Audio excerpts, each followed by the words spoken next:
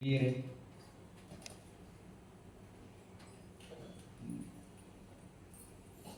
ಮಾತಾ ಭಗಿನಿಯರೇ, ಎಲ್ಲರಿಗೂ ಹನುಮ ಜಯಂತಿಯ ಹಾರ್ದಿಕ ಶುಭಾಶಯಗಳು. ನಾವೆಲ್ಲ ಈ ರೀತಿಯ ಅನೇಕ ಸಾಂಪ್ರದಾಯಿಕ ಕಾರ್ಯಕ್ರಮಗಳಲ್ಲಿ ಸೇರ್ತಾ ಇದ್ದೇವೆ. ಅನೇಕ ಕಾರ್ಯಕ್ರಮಗಳು ಇಲ್ಲಿ ನಡೀತಾ ಇದೆ. ಆದರೆ ಈ ಹನುಮ ಜಯಂತಿಯ ಕಾರ್ಯಕ್ರಮ ಇದೇ ಮೊದಲನೇ ಬಾರಿಗೆ ನಾವು ಆಯೋಜನೆ ಮಾಡಿರುವಂಥದ್ದು. ಇದಕ್ಕೆಲ್ಲ ಮೂಲ ಕಾರಣಕರ್ತರು ನಮ್ಮ ಪೂಜ್ಯ ಗುರುವರೆಯರು. ಈ ಹಿಂದೆ ಒಂದು ಕಾರ್ಯಕ್ರಮವನ್ನು ಮಾಡಿದಾಗ, ಭಾಗವತ ಪುರಾಣವನ್ನು ಮಾಡಿದಾಗ ಗುರುಗಳು ಒಂದು ಆದೇಶವನ್ನು ಕೊಟ್ಟರು, ಈ ರೀತಿ ಹನುಮ ಜಯಂತಿಯನ್ನು ಇಲ್ಲಿ ಆಚರಣೆ ಮಾಡೋಣ, ಅದು ತುಂಬ ಸೂಕ್ತವಾದಂತಹ ಕಾರ್ಯಕ್ರಮ, ತಾವೆಲ್ಲರೂ ಅದರಲ್ಲಿ ಭಾಗವಹಿಸಬೇಕು. ಹನುಮ ನಮಗೆಲ್ಲರಿಗೂ ಅಚ್ಚುಮೆಚ್ಚಿನ ದೇವರು, ಧೈರ್ಯವನ್ನು ಕೊಡುವಂಥವನು, ಆದರ್ಶವನ್ನು ಕೊಡುವಂಥವನು, ಆರೋಗ್ಯವನ್ನು ಕೊಡುವಂಥವನು, ಹೀಗೆ ಅವನ ಮಹಿಮೆ ಅಪಾರ. ಅಂತಹ ದೇವರನ್ನು ನಾವು ಸ್ಮರಿಸಿದರೆ ಅಥವಾ ಅವನನ್ನು ಪೂಜಿಸಿದರೆ ನಮಗೆ ಕಿಂಚಿತ್ ನಮ್ಮ ಪಾಪದ ಎಲ್ಲ ತೊಂದರೆಗಳು ನಿವಾರಣೆಯಾಗಿ ಆರೋಗ್ಯವಂತರಾಗಿ ಸುಖವಾಗಿ ಬಾಳಬಹುದು. ಆ ಕಾರಣವಾಗಿ ನಮ್ಮ ಹಿಂದೂ ಧರ್ಮದಲ್ಲಿ ಈ ಒಂದು ಹನುಮ ಜಯಂತಿ ಅನ್ನೋದು ಬಹಳ ಪ್ರಾಶಸ್ತ್ಯವನ್ನು ಪಡೆದಿದೆ. ಹಾಗಾಗಿ ನಾವೆಲ್ಲರೂ ಸೇರಿ ಇದನ್ನು ಮಾಡ್ತಾ ಇದ್ದೇವೆ. ಈ ಕಾರ್ಯಕ್ರಮದಲ್ಲಿ ಇಷ್ಟು ಹೊತ್ತು ನಾವು ಕೇಳಿದ್ದೇವೆ, ಒಳ್ಳೆ ಸುಮಧುರವಾದಂತಹ ಭಕ್ತಿಗೀತೆ ಮತ್ತು ಹನುಮಾನ್ ಚಾಲೀಸ, ಅದರ ಒಂದು ಸೊಬಗನ್ನು ನೀವೆಲ್ಲ ಈಗ ಕೇಳಿದ್ದೀರಿ.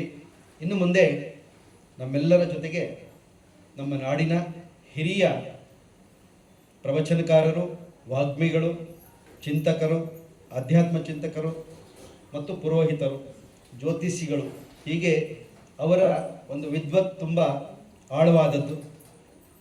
ಆ ಮಹಾಗುರುಗಳ ಸಾನ್ನಿಧ್ಯದಲ್ಲಿ ನಾವಿಂದು ಪ್ರಥಮವಾಗಿ ಈ ಒಂದು ಹನುಮ ಜಯಂತಿ ಕಾರ್ಯಕ್ರಮವನ್ನು ಆಚರಣೆ ಮಾಡ್ತಾ ಇದ್ದೇವೆ. ಗುರುಗಳು ನಮ್ಮ ಕರೆಗೆ ಹೋಗೊಟ್ಟು ಕೃಪೆ ಇಟ್ಟು 1 ಗಂಟೆ 30 ನಿಮಿಷ ಇವತ್ತು ಮತ್ತು ನಾಳೆ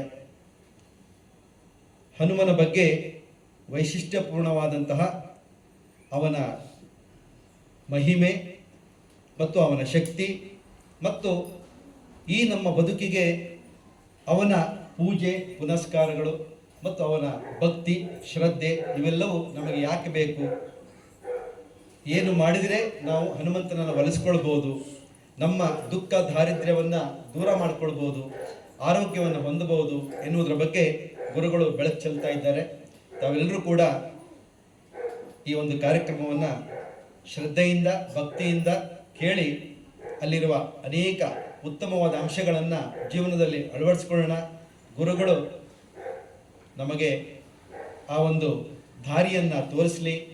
ಈ ಮೂಲಕ ಈ ಒಂದು ಜಯಂತಿ ಅಥವಾ ನಮ್ಮ ಹನುಮಂತನ ಹುಟ್ಟುಹಬ್ಬ, ಮತ್ತೆ ಬಹಳ ಮುಖ್ಯವಾಗಿ ನಾವೆಲ್ಲರೂ ಸಂತೋಷ ಪಡಬೇಕಾಗಿದ್ದು, ರಾಮದೇವರು ಹೇಗೆ ಅಯೋಧ್ಯೆಯಲ್ಲಿ ತಮ್ಮ ಜನ್ಮಸ್ಥಾನದಲ್ಲಿ ಈಗ ವಿಶೇಷವಾಗಿ ವಿರಾಜಮಾನವಾಗಿ ಎಲ್ಲ ಸದ್ಭಕ್ತರಿಗೆ ದರ್ಶನ ಭಾಗ್ಯವನ್ನು ಕೊಡ್ತಾ ಇದ್ದಾರೋ, ಹಾಗೆ ಈ ಹನುಮ ನಮ್ಮ ಕರ್ನಾಟಕದ ಮೂಲದ ಸ್ಥಳದಲ್ಲಿ ಜನ್ಮ ಕೊಟ್ಟವರು. ಅಂಜನಾದ್ರಿ ಬೆಟ್ಟ ಅಂತ ಇದೆ ನಮ್ಮ ಹೊಸಪೇಟೆ ಹತ್ರ, ಅದು ಈ ಹನುಮನ ಜನ್ಮಸ್ಥಾನ ಅಂಜನಾದ್ರಿ ಬೆಟ್ಟ. ಅಂತಹ ಒಂದು ವಿಶೇಷವಾದ ಸ್ಥಳದಲ್ಲಿ ಅಂತಹ ವಿಶೇಷವಾದ ಭೂಮಿಯಲ್ಲಿ ನಾವಿದ್ದೇವೆ. ನಾವೆಲ್ಲರೂ ಪುಣ್ಯವಂತರು. ಯಾರು ಈ ಅಂಜನಾದ್ರಿ ಬೆಟ್ಟವನ್ನು ಇದುವರೆಗೆ ನೋಡಿಲ್ವೋ ಅವರು ಒಮ್ಮೆ ನೋಡಲಿಕ್ಕೆ ಪ್ರಯತ್ನ ಮಾಡಿ. ಬೆಳಗಿನ ಜಾವದಲ್ಲಿ ಬೆಟ್ಟವನ್ನು ಹತ್ತಲಿಕ್ಕೆ ನಾವು ತಯಾರಾಗಬೇಕು. ಆಗ ತುಂಬ ಪ್ರಶಾಂತವಾಗಿರುತ್ತೆ, ತುಂಬ ಉತ್ತಮವಾಗಿರುತ್ತೆ. ಸೂರ್ಯ ನೆತ್ತಿಗೆ ಹೋದಾಗ ನಾವು ಹೋದರೆ ತುಂಬ ಕಷ್ಟ ಆಗುತ್ತೆ ಬೆಟ್ಟ ಹತ್ತಲಿಕ್ಕೆ, ಮತ್ತು ಪ್ರಾಶಸ್ತ್ಯವೂ ಅಲ್ಲ. ಸಾಮಾನ್ಯವಾಗಿ ಬೆಟ್ಟ ಹತ್ತುವಾಗ ನಾವು ಬೆಳಗಿನ ಜಾವದಲ್ಲಿ ಶುರು ಮಾಡಬೇಕು. ಹಾಗೆ ಹಿಂದಿನ ದಿವಸ ಅಲ್ಲಿ ತಂಗಿ ಅಥವಾ ಬೆಳಗಿನ ಜಾವ 4 ಗಂಟೆಗೆ ಅಥವಾ 5 ಗಂಟೆ ಒಳಗೆ ಅಲ್ಲಿ ಹೋಗುವಾಗ ನಾವು ವ್ಯವಸ್ಥೆ ಮಾಡಿಕೊಂಡು ಆ ಬೆಟ್ಟವನ್ನು ಹತ್ತಿದರೆ 7 ಜನ್ಮದ ಪುಣ್ಯದ ಫಲ ಸಿಗ್ತದೆ ಅಂತ ನಮ್ಮ ಸನಾತನ ಧರ್ಮ ಹೇಳ್ತದೆ. ಹಾಗಾಗಿ ಆ ಒಂದು ಪುಣ್ಯ ಫಲವನ್ನು ನಾವು ಈ ಮೂಲಕ ಪಡೆಯೋಣ. ಅಂತಹ ಒಂದು ಜನ್ಮಸ್ಥಳದಲ್ಲಿ ಹತ್ತಿರವಾಗಿ ನಾವಿದ್ದೇವೆ. 100-160 ಕಿಲೋಮೀಟರ್ ಇದೆ ಇಲ್ಲಿಂದ. ಇಂತಹ ಪವಿತ್ರವಾದ ಸ್ಥಳದ ಒಂದು ಸಮೀಪದಲ್ಲಿ ನಾವಿದ್ದೇವೆ. ನಾವೆಲ್ಲರೂ ಸೌಭಾಗ್ಯವಂತರು. ಇಂತಹ ಕಾರ್ಯಕ್ರಮದಲ್ಲಿ ಪಾಲ್ಗೊಂಡು ಗುರುಗಳ ಆಶೀರ್ವಚನವನ್ನು ಕೇಳೋಣ. ಅವರ ಎಲ್ಲ ಉಕ್ತಿಗಳನ್ನು ಕೇಳಿ ಅದನ್ನು ಅಳವಡಿಸ್ಕೊಳ್ಳೋಣ. ಭಗವಂತ ಎಲ್ಲರಿಗೂ ಒಳ್ಳೇದು ಮಾಡಲಿ. ಗುರುಗಳು ಆಶೀರ್ವಚನವನ್ನು ನೀಡ್ತಾ ನಮಗೆ ಉಪನ್ಯಾಸವನ್ನು ಕೊಡಬೇಕು ಅಂತ ತಮ್ಮೆಲ್ಲರ ಪರವಾಗಿ ಪ್ರೀತಿಪೂರ್ವಕವಾಗಿ ಶಿರಸಾಷ್ಟಾಂಗವಾಗಿ ನಮಸ್ಕಾರವನ್ನು ಮಾಡ್ತಾ ಅವರನ್ನ ಕೇಳ್ಕೊಳ್ತೇವೆ. ನಮಸ್ಕಾರಗಳು.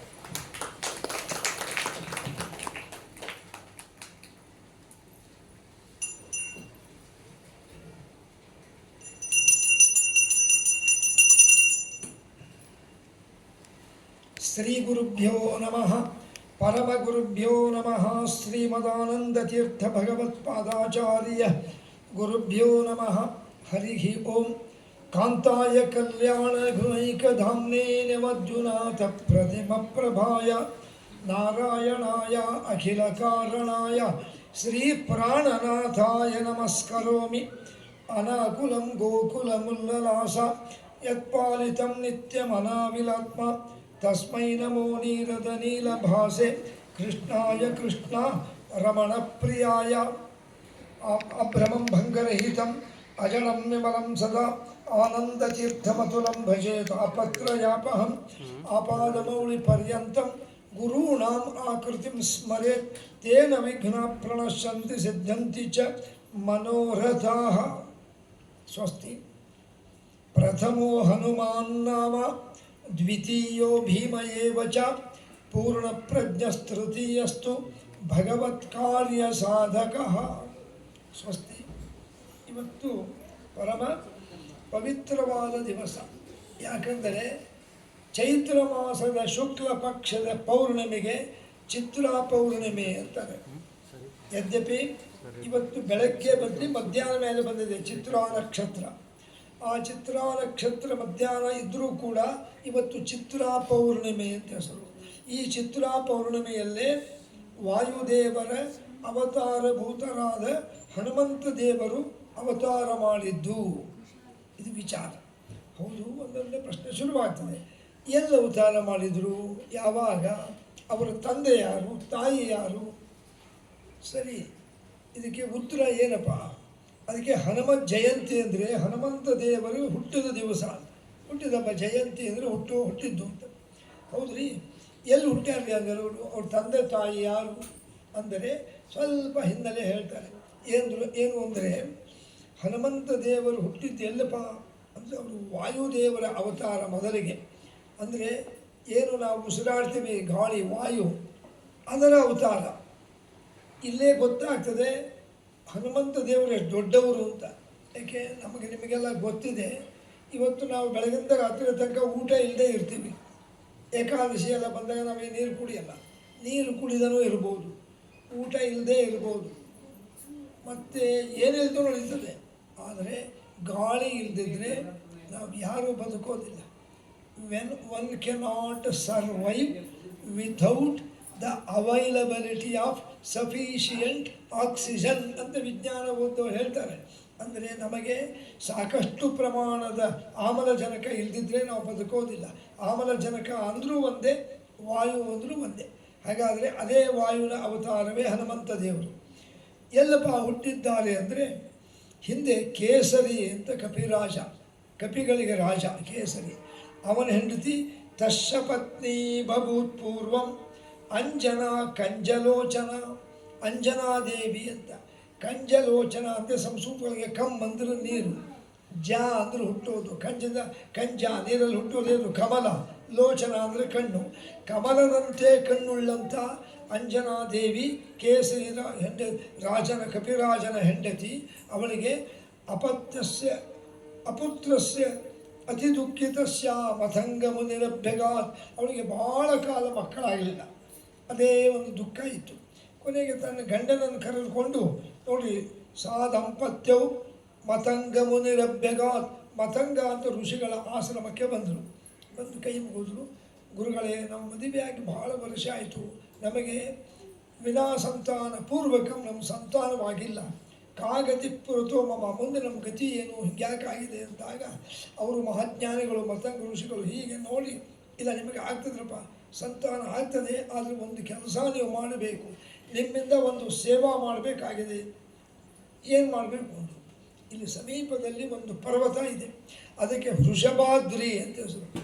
ಆ ವೃಷಭಾದ್ರಿ ಪರ್ವತಕ್ಕೆ ನೀವು ಹೋಗಿ, ಅಲ್ಲಿ ಮೇಲೆ ಒಂದು ಸರೋವರ ಇದೆ, ಅಲ್ಲಿ ಒಂದು ವರಾಹಸ್ವಾಮಿ ಗುಡಿ ಇದೆ.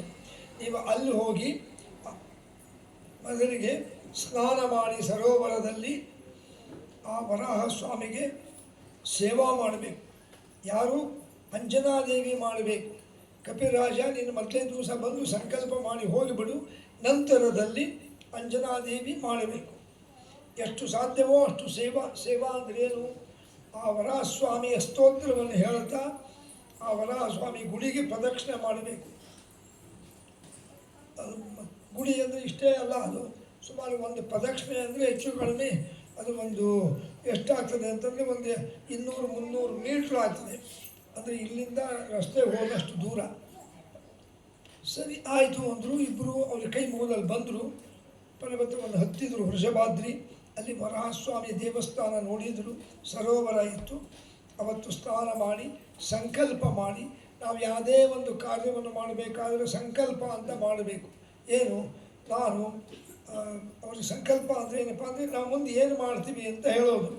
ನಾವು ಏನು ಅಂದರೆ ನೋಡಿ, ಸುಪುತ್ರಸ್ಯ ಜನರಸ್ಯ, ಒಳ್ಳೆ ಮಗ ಹುಟ್ಟಲಿ ಎಂಬ ದೃಷ್ಟಿಯಿಂದ ನಾನು ವರಾಹ ಸ್ವಾಮಿ ದೇವತಾ ಯಥಾಶಕ್ತಿ ಸೇವಾಪೂರ್ವಕ ನಮಸ್ಕಾರಂ ಕರೋಮ್ಯಹಂ, ಸೇವಾರೂಪವಾದ ನಮಸ್ಕಾರವನ್ನು ಮಾಡ್ತೀನಿ, ಕರಿಷ್ಯಾಮಿ ಅಂತ ಸಂಕಲ್ಪ ಮಾಡಿ ಅವರು ಶುರು ಮಾಡಿದರು. ಅವರು ಒಂದು ದಿವಸ ಕೇಸರಿ ಕಪಿರಾಜ ಇದ್ದ. ಅವನಂದ, ಮತ್ತು ನಾನು ಅಲ್ಲಿ ರಾಜ್ಯ ಬಿಟ್ಟಿರ್ಲಿಕ್ಕೆ ಆಗಲ್ಲ, ನೀನಿಲ್ಲಿ ಸೇವಾ ಮಾಡ್ಕೊಂಡಿರು, ನಾನು ಯಾವಾಗಲ್ಲಿ ಬಂದು ನೋಡ್ಕೊಂಡು ಹೋಗ್ತಿರ್ತೀನಿ ಅಂತ ಅವ್ರು ಹೊರಟೋದು. ಇವಳೊಬ್ಬಳೇ ನೋಡ್ರಿ. ತತಪ್ಪರೇದ್ಯು ಸಂಪ್ರಾತ, ಮರುದಿವಸ ಬೆಳಗ್ಗೆ 4 ಎದ್ದು ಸರೋವರದಲ್ಲಿ ಸ್ನಾನ ಮಾಡಿ ಶುದ್ಧವಾದ ಅವಳು ಸೀರೆ ಕುಪ್ಸ ತೊಟ್ಕೊಂಡು ಅರಿಶಿನ ಕುಂಕುಮ ಧರಿಸಿ ಹೂ ಮುಡ್ಕೊಂಡು ಆ ವರಾಹಸ್ವಾಮಿಗೆ ಪೂಜಾ ಮಾಡಿ ನಂತರ ಪ್ರದಕ್ಷಿಣೆ ಮಾಡಲಿಕ್ಕೆ ಶುರು ಮಾಡಿದ್ರು. ಎಷ್ಟು ದಿವಸ ಮಾಡ್ಯಾಳ್ರಿ? 1 ದಿವಸನ, 2, 3 ನೋಡಿರಿ. ಸೇವಾಯಾಮ್ ಕಾರ್ಯಪೂರ್ವಶ್ಚ 12 ತತ್ವಗತ. ಅಬ್ದ ಅಂದರೆ 1 ವರ್ಷ, 12 ಅಂದರೆ 12 ವರ್ಷ ಮಾಡಿದ್ರು. ಅದು ತ್ರೇತಾಯುಗ. ತ್ರೇತಾಯುಗದಲ್ಲಿ 12 ವರ್ಷ ಅಂದರೆ ಇವತ್ತಿನ 1 ವರ್ಷ ಇದ್ದಂಗೆ. ತ್ರೇತಾಯುಗದ 12 ವರ್ಷ, ಇವತ್ತಿನ 1 ವರ್ಷ ಅಂತ ಇರಲಿ. ಮಾಡಿದಾಗ ಏನು ಮಾಡಿದ್ರು? ದಿವೌಕಸಾಂ, ದೇವತೆಗಳು ಮುನಿಗಳನ್ನು ನೋಡಿದರು. ಏನಪ್ಪ, ಅಂಜನಾದೇವಿ 12 ವರ್ಷದಿಂದ ಪಾಪ ತಪಸ್ಸು ಮಾಡ್ತಾ ಇದ್ದಾಳೆ. ಹೌದ್ರಿ, ಮತ್ತು ಏನವಳಿಗೆ ಊಟ ಏನಲ್ಲಿ ಕಾಡಿನಲ್ಲಿ, ಅಲ್ಲಿ ವರಾಹಸ್ವಾಮಿ ಗುಡಿ ಮತ್ತು ಸರೋವರ ಬಿಟ್ಟು ಇನ್ನು ಏನೂ ಇದ್ದಿಲ್ಲ. ದಟ್ಟವಾದ ಕಾಡು, ಗುಡ್ಡ, ಬೆಟ್ಟಗಳು, ಅಲ್ಲಿ ಬೇರೆ ಮನೆ ಮಠ ಯಾವುದೂ ಇದ್ದಿಲ್ಲ. ಹಾಗಾದರೆ ದಿನ ಪ್ರದಕ್ಷಿಣೆ ಆದ ಮೇಲೆ ಅಲ್ಲಿ ಸಾವಿರಾರು ಮರಗಳು, ಹಣ್ಣಿನ ಮರ, ಒಂದೊಂದೇ ಹಣ್ಣು ಬೀಳ್ತಾನೆ ಇರ್ತಿತ್ತು. ಅವಳು ಹಿಂಗೆ ಕೈ ಹಿಡಿತಿದ್ದು. ಯಾವ ಮರದ ಕೆಳಗೆ ನಿಂತ ಒಂದು ಹಣ್ಣು ಕೈಯ ಬೀಳ್ತದೆ, ತತ್ಫಲಂ ಕಾದಯಾಮಾಸ, ಅದನ್ನು ತಿಂತಾಯಿದ್ಲು ಅಷ್ಟೇ. ಆ ಒಂದು ಹಣ್ಣು ತಿನ್ನೋದು. ಸಾಯಂಕಾಲನೂ ಅಷ್ಟೇ, ಮಧ್ಯಾಹ್ನ 1, ಸಾಯಂಕಾಲ 1, 2 ಹಣ್ಣು ತಿಂದು ಸೇವಾ ಮಾಡ್ಯಾಳೆ. ಯಾಕೆ? ನಮಗೆ ಒಳ್ಳೆ ಫಲ ಆಗಬೇಕಾದ್ರೆ ಹೆಚ್ಚಿನ ನಾವು ಪ್ರಯತ್ನ ಪಡಬೇಕು, ಸೇವಾ. ಯಾಕಂದರೆ ಇವತ್ತಿನ ಕಾಲದಲ್ಲಿ ಏನಾಗಿದೆ, ಯಾರು ಕಷ್ಟಪಡಲಿಕ್ಕೆ ತಯಾರಿಲ್ಲ. ಕೆಲವರೆಲ್ಲ ರಾಘವೇಂದ್ರ ಮಠ ಬೇರೆ ಕಡೆ ಹೋಗಿ ನಾ ಸೇವಾ ಮಾಡ್ತೀನಿ ಅಂತ ಹೋಗ್ತಾರೆ. ಒಂದು 4-5 ಪ್ರದಕ್ಷಿಣೆ ಆದ ಕೂಡಲೇ ಒಂದು ಸ್ವಲ್ಪ ಸಾಕಾಗಿದೆ, ನಮ್ಮ ಫ್ರೆಂಡ್ ಬಂದಾಳೆ ಮಾತಾಡ್ಕೊಂಡು ಬರ್ತೀನಿ ಅಂತ ಅಲ್ಲಿ ಬಂದು ಕೂಡ್ತಾರೆ, ಮತ್ತೆ ಹೋಗ್ತಾರೆ, ಮತ್ತೆ ಮಾಡ್ತಾರೆ, ಮತ್ತೊಬ್ಬ ಯಾರೋ ಫ್ರೆಂಡ್ ಬರ್ತಾರೆ. ಅದು ಸೇವಾ ಅಲ್ಲ, ಏಕಾಗ್ರತೆಯಿಂದ ಮಾಡಬೇಕು. ಅವಳು ಅಂಜನಾದೇವಿ ಬೆಳಗ್ಗೆ 5ಕ್ಕೆ ಶುರು ಮಾಡಿದರೆ ಮಧ್ಯಾಹ್ನ 12 ಗಂಟೆ ತನಕ ಸೇವಾ ಮಾಡೋಳು. ಮಾಡಿದ ಮೇಲೆ ಹಿಂಗೆ ಕೈ ಹಿಡಿತಿದ್ಲು. ಯಾವ ಹಣ್ಣು ಕೈಯಲ್ಲಿ ಬೀಳ್ತದೆ ಅದನ್ನು ತಿಂತಾ ಇದ್ದರು. ಮತ್ತು ಸೇವಾ. ಆಗ ಋಷಿಗಳು ಮುನಿಗಳು ಆಕಾಶದ ದೇವತೆಗಳು ನೋಡಿದರು, ತತ್ವಾಭಿಮಾನಿ ದೇವತೆಗಳು. ಏನಪ್ಪ, ಅವಳು ಕಾಷ್ಟವಂ ದೇಹಂ ಸದೃಶ, ನೋಡ್ರಿ, ಅಂಥ ಸುಂದರವಾದ ಕಮಲದಂತೆ, ಮೊದಲೇ ಹೇಳಿದೆ ಕಮಲದಂತೆ ಕಣ್ಣುಳ್ಳಂಥ ಅಂಜನಾದೇವಿ ಉಪವಾಸ, ಕಾಡು, ಗಾಳಿ, ಬಿಸಿಲು, ಮಳೆ ಅದರಲ್ಲೇ ಮಾಡಿದಾಳೆ. ಒಂಥರ ಸ್ವರ್ಗದಂಗೆ ಆಗಿಬಿಟ್ಲು. ಯಾಕೆ? ಸೇವಾ ಮಾಡಿ ಮನುಷ್ಯನಿಗೆ ಇದಾಗ್ತದೆ. ಆ ದೇವತೆಗಳಂದು, ಸ್ವಾಮಿ ವೈಕುಂಠಕ್ಕೆ ಹೋದರು. ಸ್ವಾಮಿ ನಾರಾಯಣ, ಅವಳು ಅಂಜನಾದೇವಿಗೆ ಅನುಗ್ರಹ ಮಾಡು, ನಿನ್ನದೇ ದೇವಸ್ಥಾನ ವರಾಹ, ನೀನೇ ವರಾಹ ಸ್ವಾಮಿ ಅವತಾರ ಮಾಡಿಯ, ನಿನ್ನ ಗುಡಿಗೆ ಅವಳು ದಿನ ಪೂಜಾ ಮಾಡಿ ಸೇವಾ ಮಾಡಲಿಕ್ಕತ್ತಾಳೆ. ಅವಳಿಗೆ ಸಂತಾನವನ್ನು ಕೊಡು ಅಂದಾಗ ನನಗೆ ಗೊತ್ತಿದೆ ಅವಳಿಗೆ ಸಮಯ ಬರಬೇಕಲ್ಲ. ಅದಕ್ಕೆ ನಮ್ಮ ಇಂಗ್ಲೀಷ್ನಾಗ ಒಂದು ಗಾದೆ ಮಾತಿದೆ, ಪ್ರಾವರ್ಬ್, ಏನು, god seize the truth but weights. ದೇವರು ಸತ್ಯಕ್ಕೆ ಬೆಲೆ ಕೊಟ್ಟೇ ಕೊಡ್ತಾನೆ, ಧರ್ಮಕ್ಕೆ ಬೆಲೆ ಕೊಟ್ಟೇ ಕೊಡ್ತಾನೆ, ಸ್ವಲ್ಪ ಕಾಯಿಸ್ತಾನೆ. ಯಾಕೆ? ಫಲ ಕೊಟ್ಟ ಮೇಲೆ ಒಳ್ಳೆ ಫಲ ಕೊಡಬೇಕು ಅಂತ. ಆಗ ಏನು ಮಾಡ್ತಾರೆ, ಎಲ್ಲ ದೇವತೆಗಳನ್ನು ಕರೆದ. ನೋಡಿ ದೇವತೆಗಳೇ, ಈಗ ತ್ರೇತಾಯುಗ, ಯಾರು ಬಲಿಷ್ಠರಿದ್ದೀರಿ ಅವರು ಅಂಜನಾದೇವಿಯ ಗರ್ಭವನ್ನು ಸೇರ್ಕೋಬೇಕು, ಅಲ್ಲಿ ಮಗನಾಗಿ ಹುಟ್ಟಬೇಕು. ಯಾರು ಹೋಗ್ತೀರಿ? ಸ್ವಾಮಿ ಈಗ ನಾವು ಹುಟ್ಟಿದ ಏನು ಕೆಲಸ? ಈ ತ್ರೇತಾಯುಗದಲ್ಲಿ ನಮ್ಮ ಭರತ ದೇಶದಲ್ಲಿ ಮತ್ತು ಸುತ್ತಮುತ್ತಲು ಬಹಳ ಜನ ರಾಕ್ಷಸರು ಹುಟ್ಟುಬಿಟ್ಟಾರೆ. ನಿಮಗೆ ಗೊತ್ತಿದೆ, ತ್ರೇತಾಯುಗದಲ್ಲಿದ್ದಂಥ ರಾಕ್ಷಸರು ಯಾರು? ರಾವಣ, ಕುಂಭಕರ್ಣ, ಅವನ ಮಗ ಇಂದ್ರಜಿತು, ಇನ್ನೊಬ್ಬ ಮಗ ಮತ್ತು ಅಕ್ಷಯ ಕುಮಾರ, ಅವನ ಇದು ಮಾವ ಮಾರೀಚ, ತಾಟಕಿ, ಲಂಕಿಣಿ, ಸಿಂಹಿಕ, ಅಲ್ಲಿಂದ ಸುಂದ, ಉಪಸುಂದ, ಸುಖೇತು, ಮಾಲಿ, ಸುಮಾಲಿ, ಅತಿಕಾಯ, ತ್ರಿಶಿರ, ಎಂತೆಂಥ ರಾಕ್ಷಸರಿ. ಅವ್ರು ಎಂತೆಂಥ ವೀರರು. ಕಲ್ಲು ಬಂಡೆ ನೋಡಿದ್ರೆ 2 ಭಾಗ ಆಗ್ತಿತ್ತು, ಕಲ್ಲು ಬಂಡೆ. ಅಂಥ ವೀರರವರು.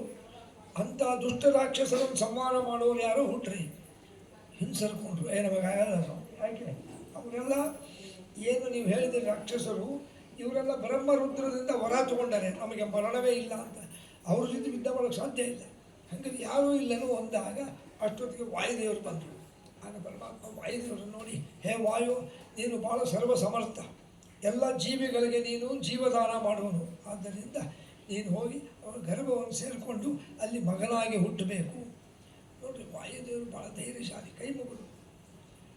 ಯಾಕ್ರಿ ವಾಯುದೇವರಿಗೆ ದೇವರು ಹೇಳ್ದ, ಆಜ್ಞಾಂ ಅನ್ನೈರ್ ಅಧಾರ್ಯಾಂ ಶಿರಸಿ ಪರಿಸರದ್ರಶ್ಮಿ ಕೋಟೀರಕೋಟೋ ಕೃಷ್ಣಸ್ಯ ಕೃಷ್ಣಕರ್ಮ ದದದನುಸರಣಾಧರ್ತಿತೋ ದೇವಸಂಗೈ ಭೂಮಾವಾಗತ್ಯ ಭೂಮನ್ನ ಸುಕರಮಕರೋತ್.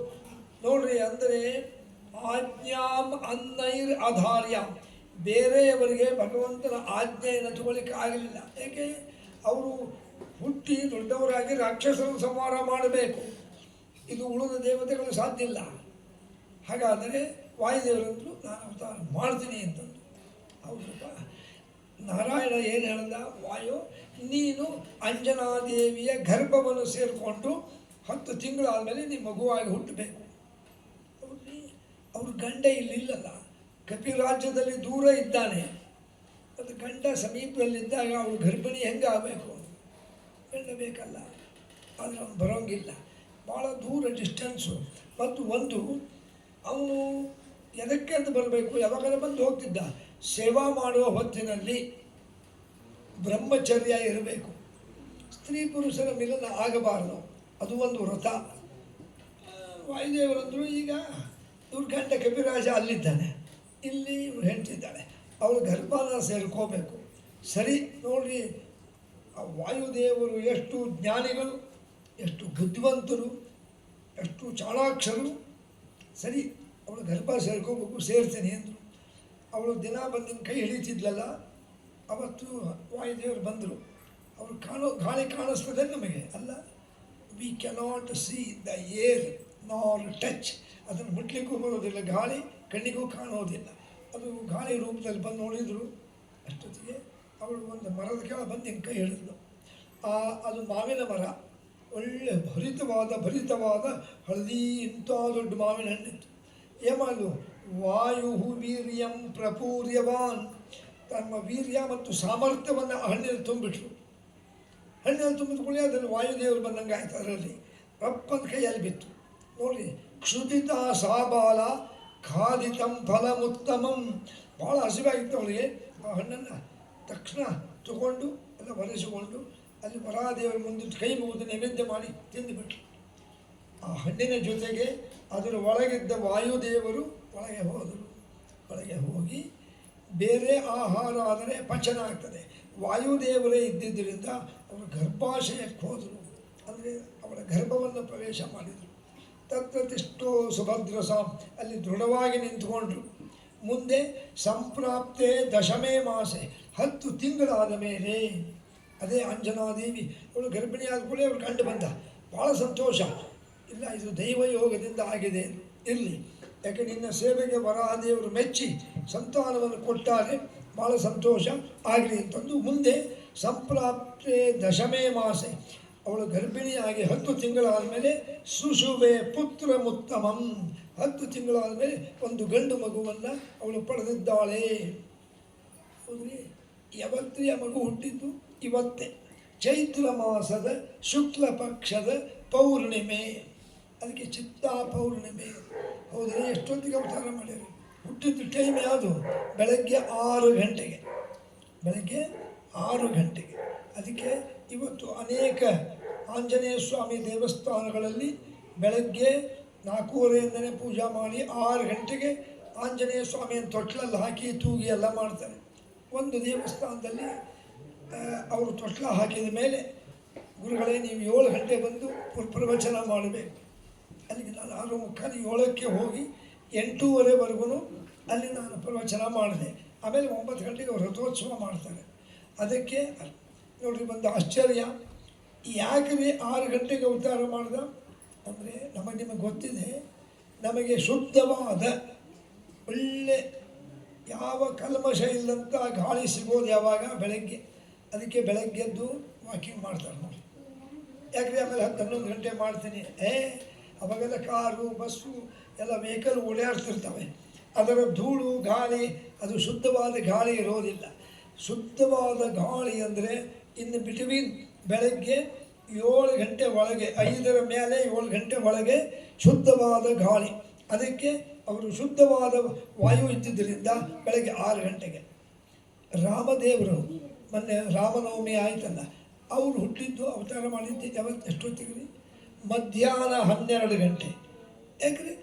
ವಾಯು ಶುದ್ಧವಾಗಿರುವಂಥ ವಾಯು ಅವನ ಸನ್ನಿಧಾನ, ವಾಯು ಚೆನ್ನಾಗಿರೋ ವಾಯು ಬೆಳಗ್ಗೆ 6 ಗಂಟೆಗೆ ಅಂತ ಅವರು 6 ಗಂಟೆಗೆ ಹನುಮಂತ ಹುಟ್ಟಿದ ಇಲ್ಲಿ.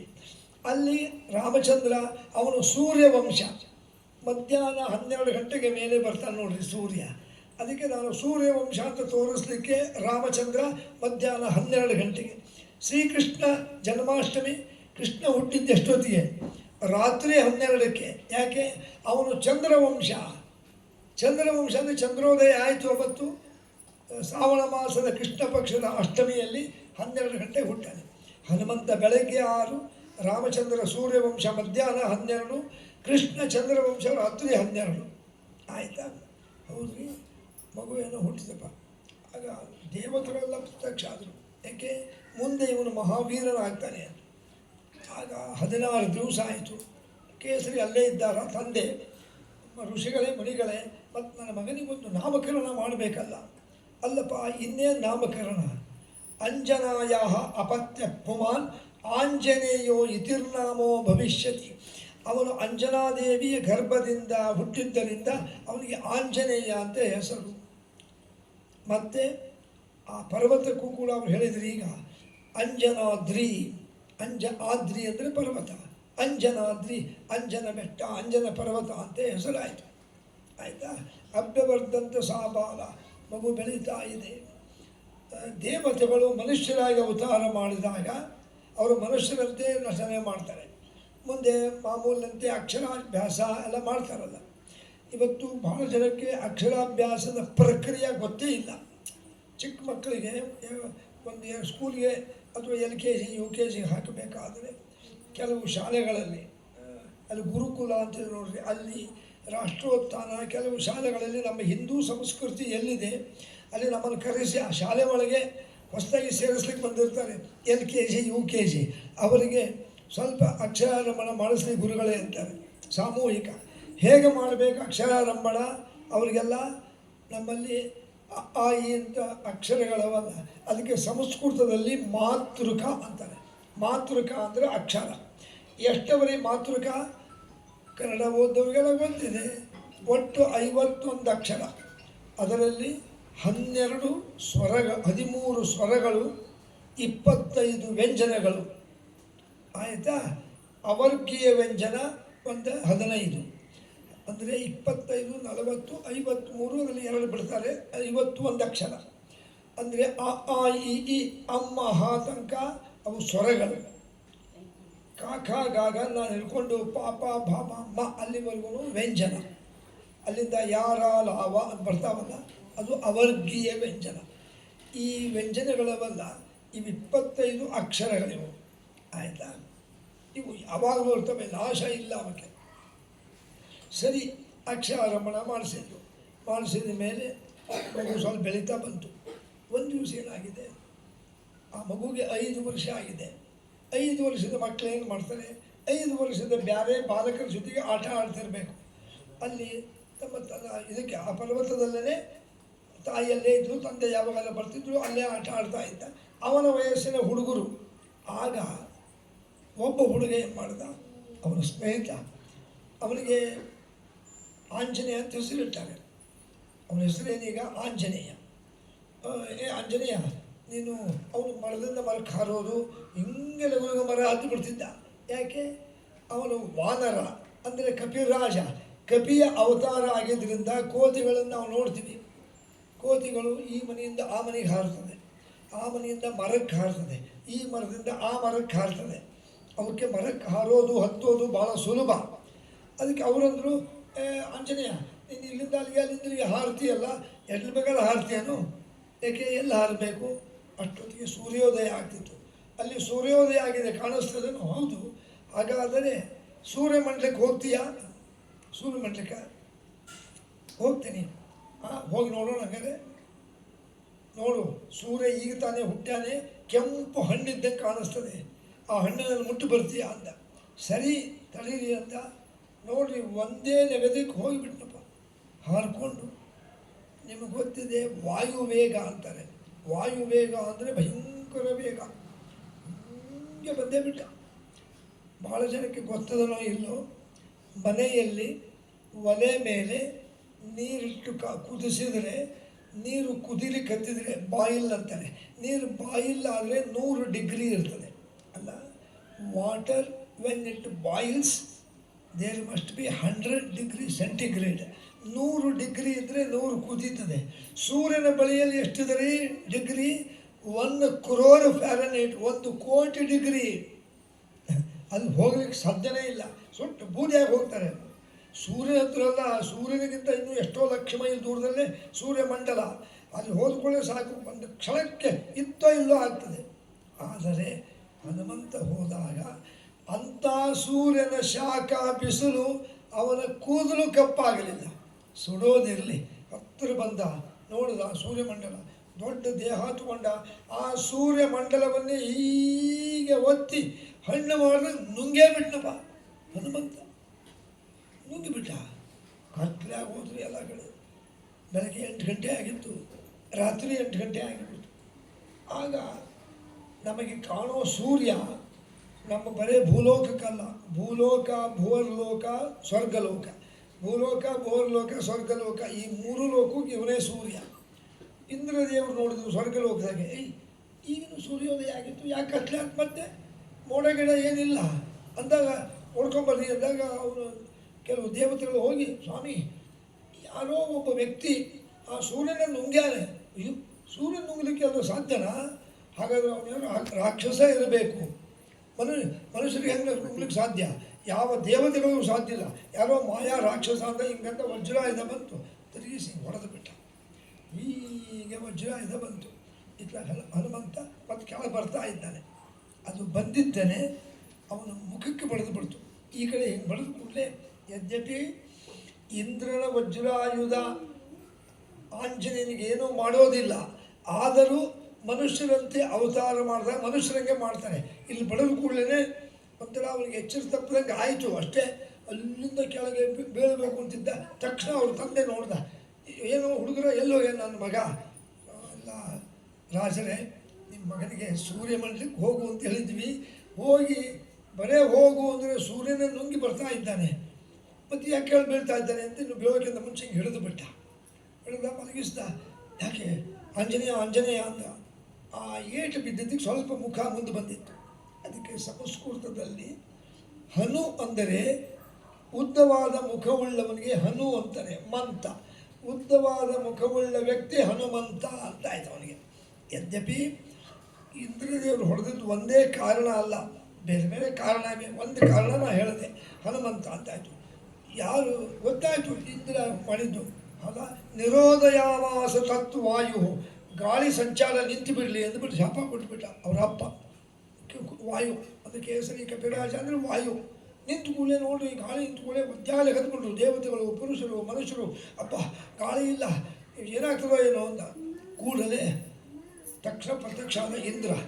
ವಾಯು ಯಾಕೆ ವಾಯು ನಿರೋಧ ಮಾಡಿಯ, ಗಾಳಿ ಬಿಡು ಅಂತ. ನನ್ನ ಮಗನಿಗೆ ಯಾರು ಹೊಡೆದ್ರು? ಇಲ್ಲ, ನನ್ನ ಮಗ ಅಂತ ಗೊತ್ತಾಗಲಿಲ್ಲ, ಯಾರೋ ಸೂರ್ಯನ ನುಂಗಿದ್ರು ಅಂತ ನಾನು ವಜ್ರದಿಂದ ಹೊಡೆದೆ, ನನ್ನನ್ನು ಕ್ಷಮಿಸಿಬಿಡು, ಮೊದಲು ಗಾಳಿ ಬಿಡು ಆಮೇಲೆ ಹೇಳ್ತೀನಿ ಅಂತ. ಸರಿ, ಮತ್ತೆ ಸಂಚಾರ ಶುರುವಾಯಿತು. ಗಾಳಿ ಬಿಟ್ಟ, ಮತ್ತೆ ಎಲ್ಲ ಕಡೆಗೂ ಸಂಚಾರ, ಗಾಳಿ ಸಂಚಾರ ಮತ್ತೆಲ್ಲ ಬದುಕೊಂಡ್ರು. ನನಗೆ ಗೊತ್ತಾಗಲಿಲ್ಲ, ವಾಯು ನಿನ್ನ ಮಗ ವಾಯುಪುತ್ರ ಇವನು ಅಂತ ಗೊತ್ತಾಗಲಿಲ್ಲ. ಇರಲಿ ಅಂತಂದು ತಲೆ ಮೇಲೆ ಕೈ ಇಟ್ಕೊಳ್ಳೆ ಎದ್ದು ಕೂತ್ಕೊಂಡೆ ಆಂಜನೇಯ. ಯದ್ಯಪಿ ಆಂಜನೇಯ ಇಂದ್ರನಿಗಿಂತ ಭಾಳ ದೊಡ್ಡ ದೇವರು, ಆದರೂ ಅವತಾರ ಮಾಡಿದಾಗ ಮನುಷ್ಯರಂಗೆ ಮಾಡ್ತಾರೆ. ಎದ್ದು ಕೂತ ಇಟ್ಲ ನೋಡ್ದ ಇಂದ್ರದೇವರಂದ್ರು, ಅಪ್ಪ ಬಾಲಕ ಆಂಜನೇಯ, ನೀನು ಹೊಟ್ಟೆಯಲ್ಲಿ ಹೋಗ್ಬಿಟ್ಟವಲ್ಲ, ಸೂರ್ಯ ಹೊರ ಬಿಟ್ಟು ಬಿಡಪ್ಪ, ಲೋಕ ಎಲ್ಲ ಕತ್ಲೆ ಆಗ್ತದೆ. ಸೂರ್ಯ ಇಲ್ಲ ಅಂದರೆ ಯಾರೂ ಬದುಕೋದಿಲ್ಲ.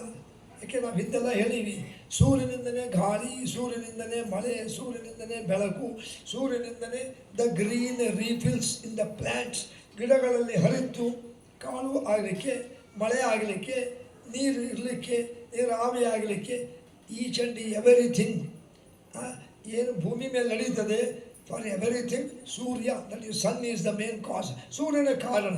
ಆಗ ಬಿಡುವಾಗ ಅವರ ಅಪ್ಪ ಅಂದ ಆಂಜನೇಯ, ಸೂರ್ಯನ ಬಿಟ್ಬಿಡಪ್ಪ ಅವ್ರಿಗೆ ಅಂತ ಬಾಯಿ ತಗದ, ಹೀಗೆ ಬಂದು ಮತ್ತೆ ಹೋದ ಮೇಲೆ.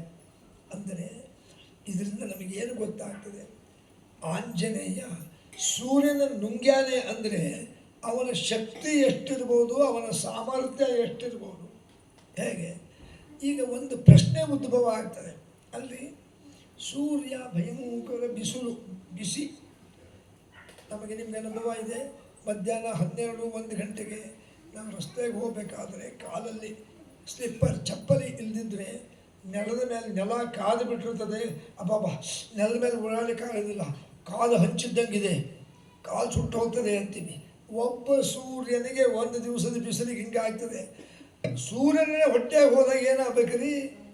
ಆದರೆ ವಾಯುಗೆ ಏನು ಆಗಲಿಲ್ಲ. ಯಾಕೆ ಆಗಲಿಲ್ಲ ಅಂದರೆ, ಸೂರ್ಯ ಅಂದರೆ ನಥಿಂಗ್ ಬಟ್ ಅಗ್ನಿ, ಬೆಂಕಿ. ಬೆಂಕಿ ಉರಿಬೇಕಾದ್ರೆ ಗಾಳಿ ಬೇಕೇ ಬೇಕು. ವಾಯುನೇ ಗಾಳಿ, ಹನುಮಂತನೇ ಗಾಳಿ. ಒಳಗೆ ಹೋದಾಗ ಹೇಳಿದಂತೆ ಅವನ ಅಗ್ನಿ, ಅಪ್ಪ ಒಂದು ಸ್ವಲ್ಪ ನನ್ನ ದೇಹದಾಗ ಬಂದು ನೀನು ನುಂಗಿಯೇ ಇರ್ತೀನಿ, ನಿನಗೇನು ಮಾಡಲಿಕ್ಕೆ ಸಾಧ್ಯ ಇಲ್ಲ, ಯಾಕೆ ನೀನೇ ವಾಯು, ನೀನಿದ್ದರಷ್ಟೇ ನಾನು ಉರಿತೀನಿ. ನಾನು ಚೆನ್ನಾಗಿ ನಾನು ಪ್ರಕಾಶ ಉರಿಬೇಕಾದ್ರೆ ಗಾಳಿ ಬೇಕು ಅಂತ ಕೇಳ್ಕೊಂಡಂತೆ. ಅದಕ್ಕೆ ಹನುಮಂತಂಗೆ ಏನೂ ಆಗಲಿಲ್ಲ. ಇದು ನಮಗೇನು ತೋರಿಸ್ತದೆ? ನಿಸ್ಸೀಮ ಪರಾಕ್ರಮ.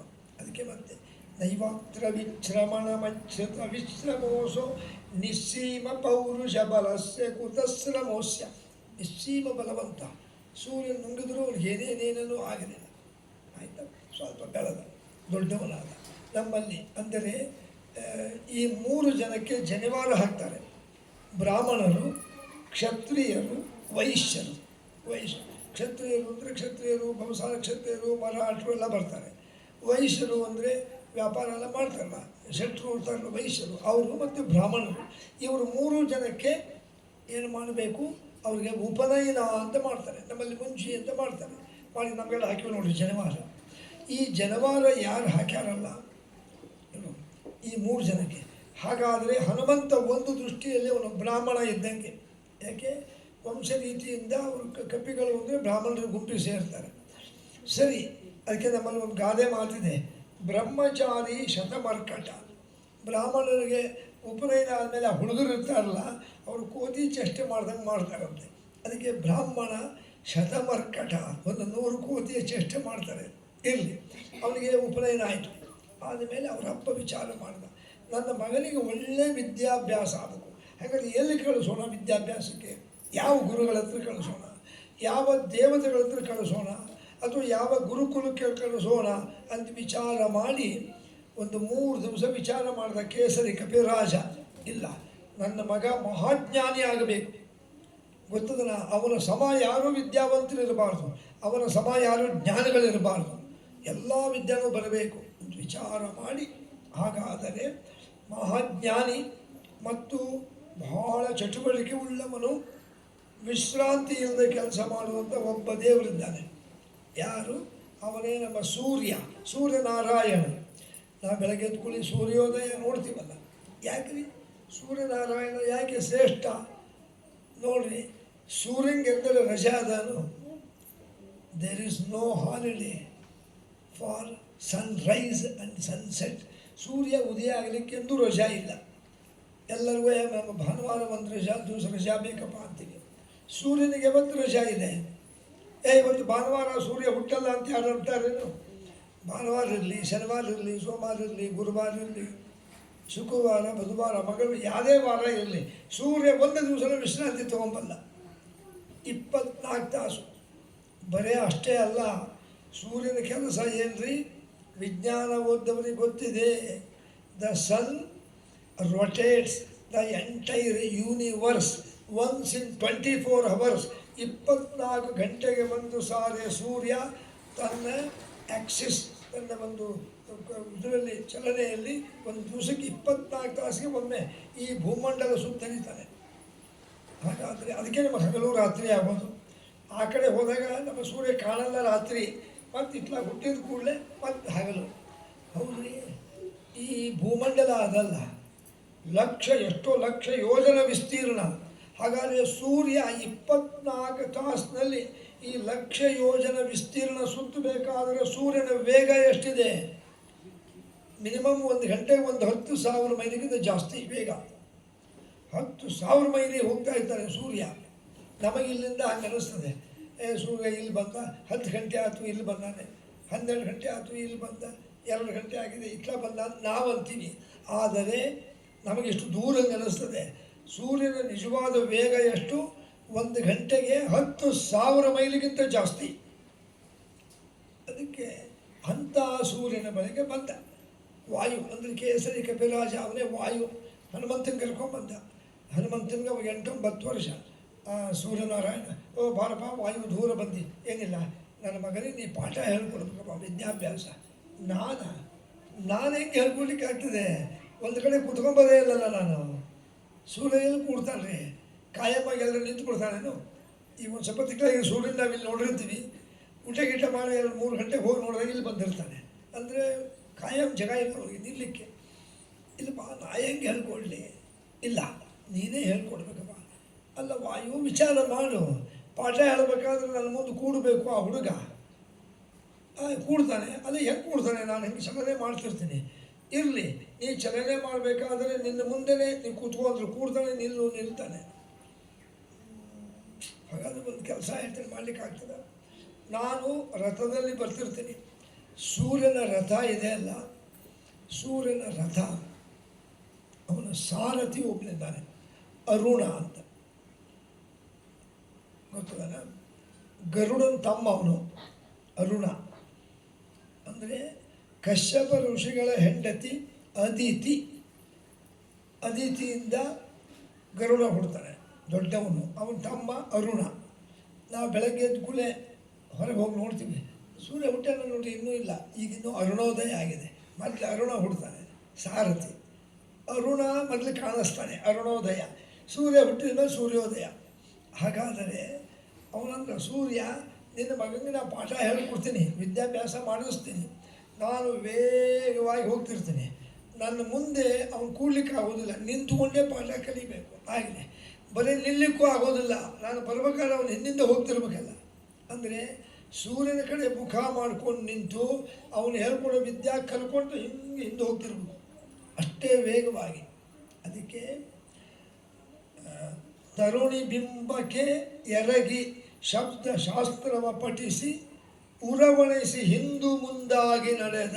ಸ್ಪೀಡಾಗಿ ಹಿಂಗೆ ಹೋಗ್ತಿರ್ಬೇಕು, ಇತ್ತ ಮುಖ ಮಾಡಿ ಎಲ್ಲ ಹಿಂಬರಿಗೇನೆ ಹಿಂದಿಂದ ಹೋಗ್ತಿರ್ಬೇಕು. ಸೂರ್ಯ ಬರ್ತಿರ್ತಾನೆ ರಥದಲ್ಲಿ, ಅವನಿಂದ ಪಾಠ ಕಲಿಬೇಕು. ಅಲ್ರಿ, ಎಷ್ಟು ಕಷ್ಟ ಸಾಧ್ಯ.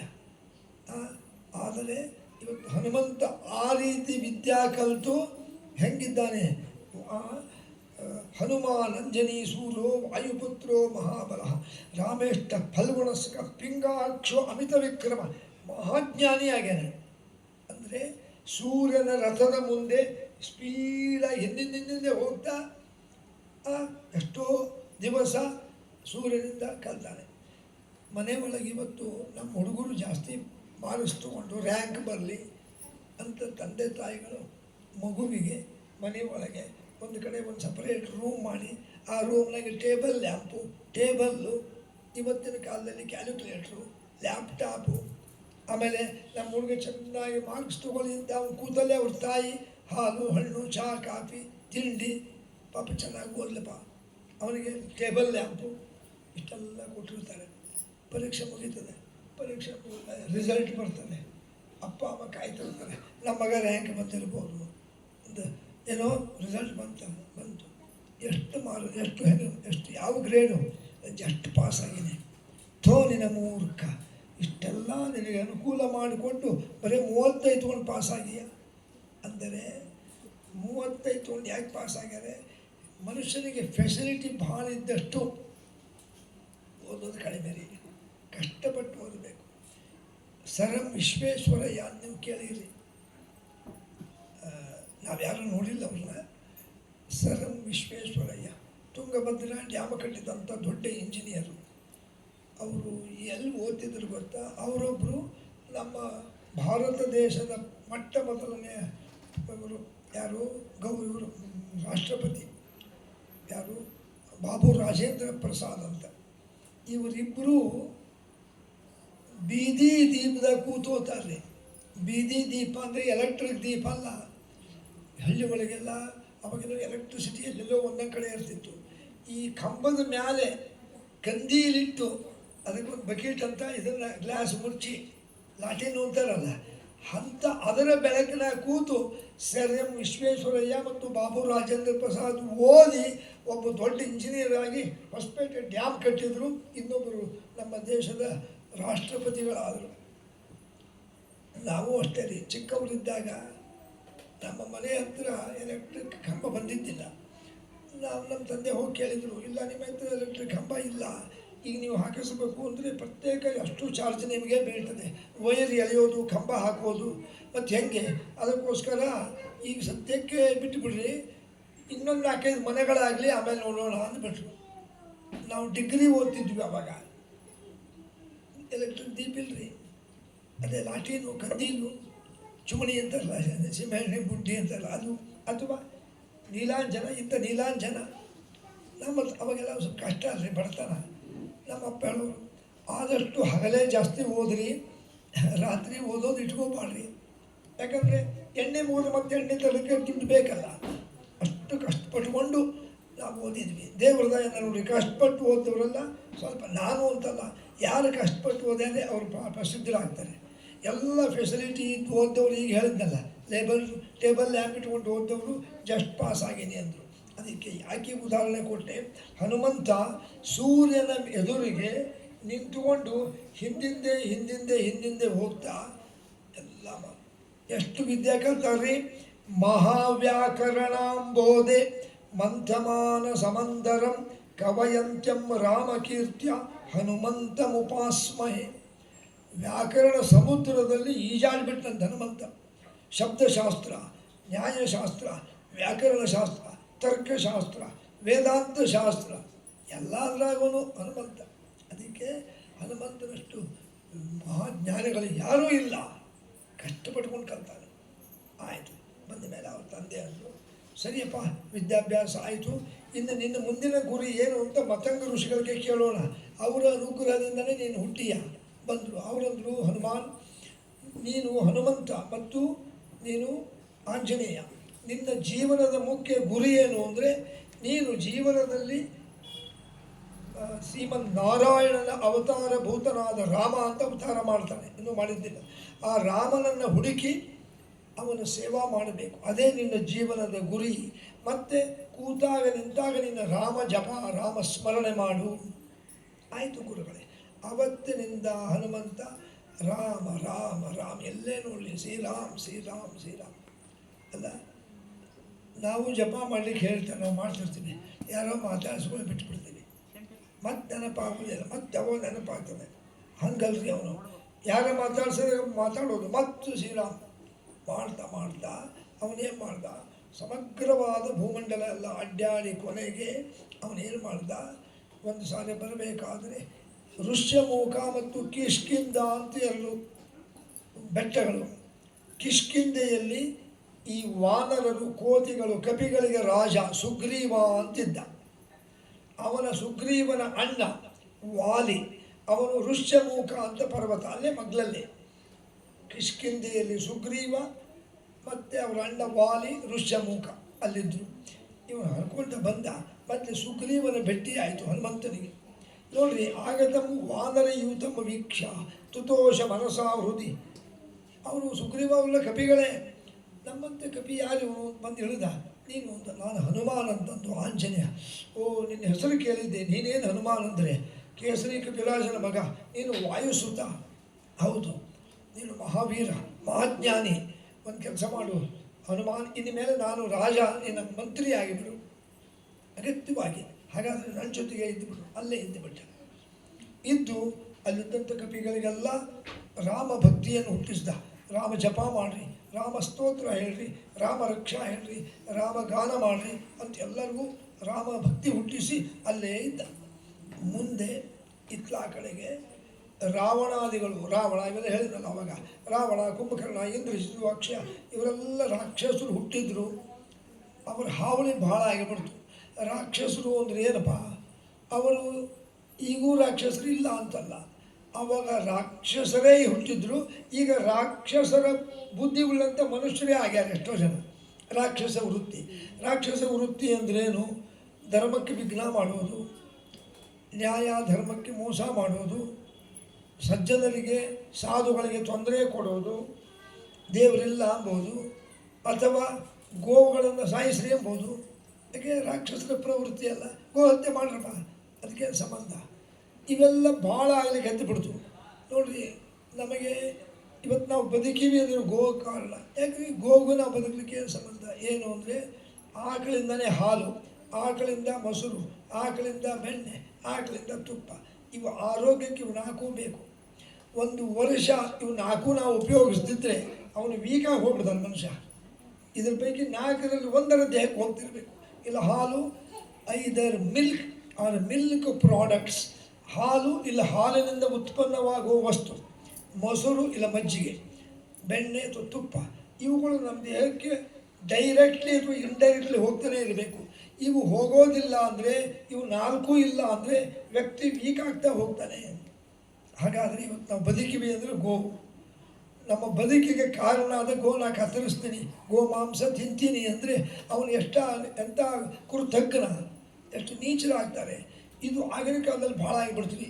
ತ್ರೇತಾಯುಗದಲ್ಲಿ ರಾಕ್ಷಸರ ಹಾವಳಿ, ಆಶ್ರಮಗಳಿಗೆ ನುಗ್ಗೋದು, ಆಶ್ರಮದಲ್ಲಿ ಕಟ್ಟಿದ ಆಕಳನ್ನು ತೊಗೊಂಡೋಗಿ ಸಾಯಿಸೋದು, ಆಮೇಲೆ ಆ ಋಷಿಮುನಿಗಳಿಗೆ ತೊಂದರೆ ಕೊಡೋದು, ಯಜ್ಞ ಯಾಗಾದಿಗಳಿಗೆಲ್ಲ ಮಣ್ಣು ಹಾಕಿ ಆಲಿಸಿಬಿಡೋದು, ಆಮೇಲಿಂದ ಆ ಋಷಿಮುನಿಗಳನ್ನು ಸಾಯಿಸೋದು ಎಲ್ಲ ಭಾಳ ಅಲ್ಲಿ ಹತ್ತಿಬಿಡ್ತು. ಎಲ್ಲ ವಿಲಿ ಒದ್ದಾಡಲಿಕ್ಕೆ ಹತ್ತಿಬಿಟ್ರು. ಆಗ ತಸ್ಮಿನ್ ಕಾಲೇ ಸುರಾ ಸರ್ವೇ ಮಹಾರಾಕ್ಷಸ ಪೀಡಿತಾ ದುಗ್ಧಾಬ್ಧ ಶಾಯಿನಂ ವಿಷ್ಣು ಶರಣಂ ಯಯೌ.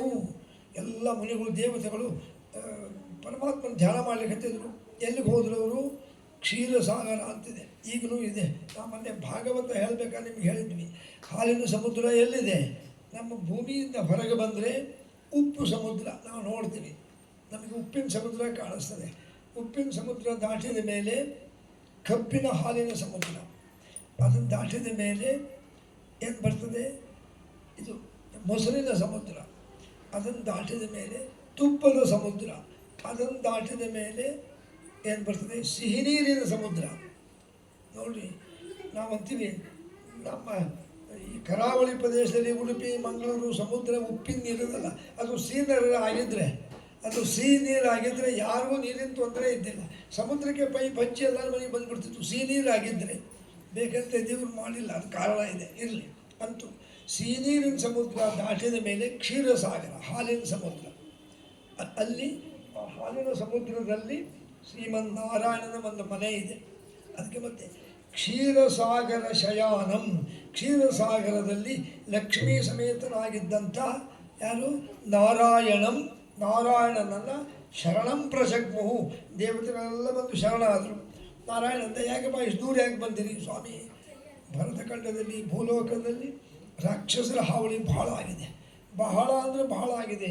ಅವರು ಆಶ್ರಮಗಳಿಗೆ ನುಗ್ಗುತ್ತಾ ಇದ್ದಾರೆ, ಗೋಹತ್ಯೆ ಮಾಡ್ತಾರೆ, ಋಷಿ ಮುನಿಗಳನ್ನು ಪೀಡಿಸ್ತಾ ಇದ್ದಾರೆ, ದೇವತೆಗಳಿಗೆ ತೊಂದರೆ ಕೊಡ್ತಾರೆ, ಧರ್ಮ ಎಲ್ಲ ನಶಿಸ್ತಾ ಇದೆ, ಹೆಂಗಾದರೂ ಕಾಪಾಡಬೇಕು ಅಂದಾಗ ನಾರಾಯಣ ಅಂತ ನನಗೆ ಗೊತ್ತದೆ. ಹಾಗಾದರೆ ಈ ತ್ರೇತಾಯುಗದ ಒಂದು ಭಾಗದಲ್ಲಿ ನಾನು ಅವತಾರ ಮಾಡ್ತೀನಿ, ನನ್ನ ಜೊತೆಗೆ ನೀವು ಅವತಾರ ಮಾಡಿರಿ ದೇವತೆಗಳೇ. ಸರಿ, ಹಾಗಾದರೆ ಇದೇ ನಾರಾಯಣನೇ ದಶರಥ ರಾಜನ ಹೆಂಡತಿ ಆದ ಕೌಸಲ್ಯಲ್ಲಿ ಮುಂದೆ ರಾಮಚಂದ್ರ ಅಂತ ಹುಡ್ತಾನೆ. ಆ ನಾರಾಯಣ ಮಲಗೋದೇ ಆದರೆ ಅದರ ಮೇಲೆ ಶೇಷ, ಅದಕ್ಕೆ ಅವನಿಗೆ ಶೇಷ ಶಯನ, ಅನಂತ ಶಯನ. ಅನಂತ ಅಂದರೆ ಹಾವು, ಆ ಹಾವಿನ ಮೇಲೆ ಮಲ್ಕೋತಾರಲ್ಲ ಶೇಷ, ಅವನಿಗೆ ಹೇಳ್ದ ನೀನು ಅವತಾರ ಮಾಡು. ಆಯಿತು, ನಾರಾಯಣ ರಾಮನಾಗಿ ಅವತಾರ ಮಾಡಿದಾಗ ಅವನ ಹಾಸಿಗೆ ಆದ ಶೇಷ ಲಕ್ಷ್ಮಣನಾಗಿ ಅವತಾರ ಮಾಡಿದ. ಹಾಗಾದರೆ ಲಕ್ಷ್ಮಣ ಶೇಷ, ನಾರಾಯಣ ರಾಮ. ಅವನ ಕೈಯಲ್ಲಿ ಗದೆ ಇರ್ತದೆ ನೋಡ್ರಿ, ನಾರಾಯಣನ ಕೈಯಲ್ಲಿ ಶಂಖಚಕ್ರ ಗದಾ ಪದ್ಮ. ಆ ಗದೆಗೆ ಅಭಿಮಾನಿ ದೇವತನೇ ಭರತ, ರಾಮನ ತಮ್ಮ ಭರತ. ಆಮೇಲೆ ಚಕ್ರ ಇರ್ತದಲ್ಲ, ಚಕ್ರಕ್ಕೆ ಅಭಿಮಾನಿ ದೇವತ ಶತ್ರುಘ್ನ. ಅಂದರೆ ರಾಮದೇವರು ನಾರಾಯಣನ ಅವತಾರ, ಲಕ್ಷ್ಮಣ ಶೇಷನ ಅವತಾರ, ಗದೆ ಇದ್ದಂಥ ಆ ಆಯುಧದ ಅಭಿಮಾನಿ ಭರತ, ಚಕ್ರದ ಅಭಿಮಾನಿ ಶತ್ರುಘ್ನ. ಹಾಗೆ ಅವ್ರಿಗೆ ಹೇಳ್ದ ಇನ್ನೂ ಕೆಲವರು ಅವತಾರ ಮಾಡ್ರಿ. ಸೂರ್ಯ ಯಾರ್ರಿ? ಸೂರ್ಯ ಏನಾಗಿ ಅವತಾರ ಮಾಡ್ದ? ಸುಗ್ರೀವನೇ ಸೂರ್ಯ, ಸೂರ್ಯ ಸುಗ್ರೀವಿಯಾಗಿ ಅವತಾರ ಮಾಡ್ದ. ಇಂದ್ರ ಬಂದಿದ್ದ, ಇಂದ್ರ ನೀನು ವಾಲಿಯಾಗಿ ಅವತಾರ ಮಾಡು, ಇಂದ್ರನೇ ವಾಲಿ.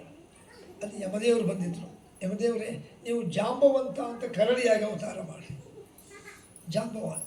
ಸರಿ, ಅಲ್ಲಿ ಬೃಹಸ್ಪತ್ಯಾಚಾರ್ಯರು ಅಂತ ದೇವ ಗುರುಗಳು, ಬೃಹಸ್ಪತ್ಯಾಚಾರ್ಯ ನೀವು ವಾಲಿಯ ಹೆಂಡತಿ ತಾರೆ ಅಂತ ಅವ್ರ ಅಣ್ಣ ಆಗಲಿ ನೀವು. ಅವನು ತಾರ ಅಂತ ಒಬ್ಬ ಕಪಿ. ತಾರೆ ಯಾರು? ವಾಲಿ ಇಂದ್ರ ಆದಮೇಲೆ ಇಂದ್ರ ಹೆಂಡತಿ ಶಚಿ, ಅವಳು ತಾರೆ. ವರುಣ ದೇವರು ಬಂದಿದ್ದ, ನೀನು ನೀಲ ಅಂತ. ನಳ, ನಳ ಅಂಬೋ ಕಪಿನೇ ವರುಣ, ನೀಲ ಅಂಬೋ ಕಪಿನೇ ಅಗ್ನಿ, ಸುಷೇಣ ಅಂಬೋನು ದೇವ ವೈದ್ಯ, ಅಶ್ವಿನಿ ದೇವತೆಗಳು ಮತ್ತು ಅವರು ಅಷ್ಟೇ ಮೈಂದ ವಿವಿಧ ಅಂತ ಕಪಿಗಳು. ಹೀಗೆಲ್ಲರಿಗೂ ಅವತಾರ ಮಾಡಲಿಕ್ಕೆ ಹೇಳಿ ಮುಂದೆ ರಾಮಚಂದ್ರ ಅವತಾರ ಮಾಡ್ತಾನೆ. ಅದೆಲ್ಲ ಕಥೆ ರಾಮಾಯಣದಲ್ಲಿ ಬರ್ತದೆ.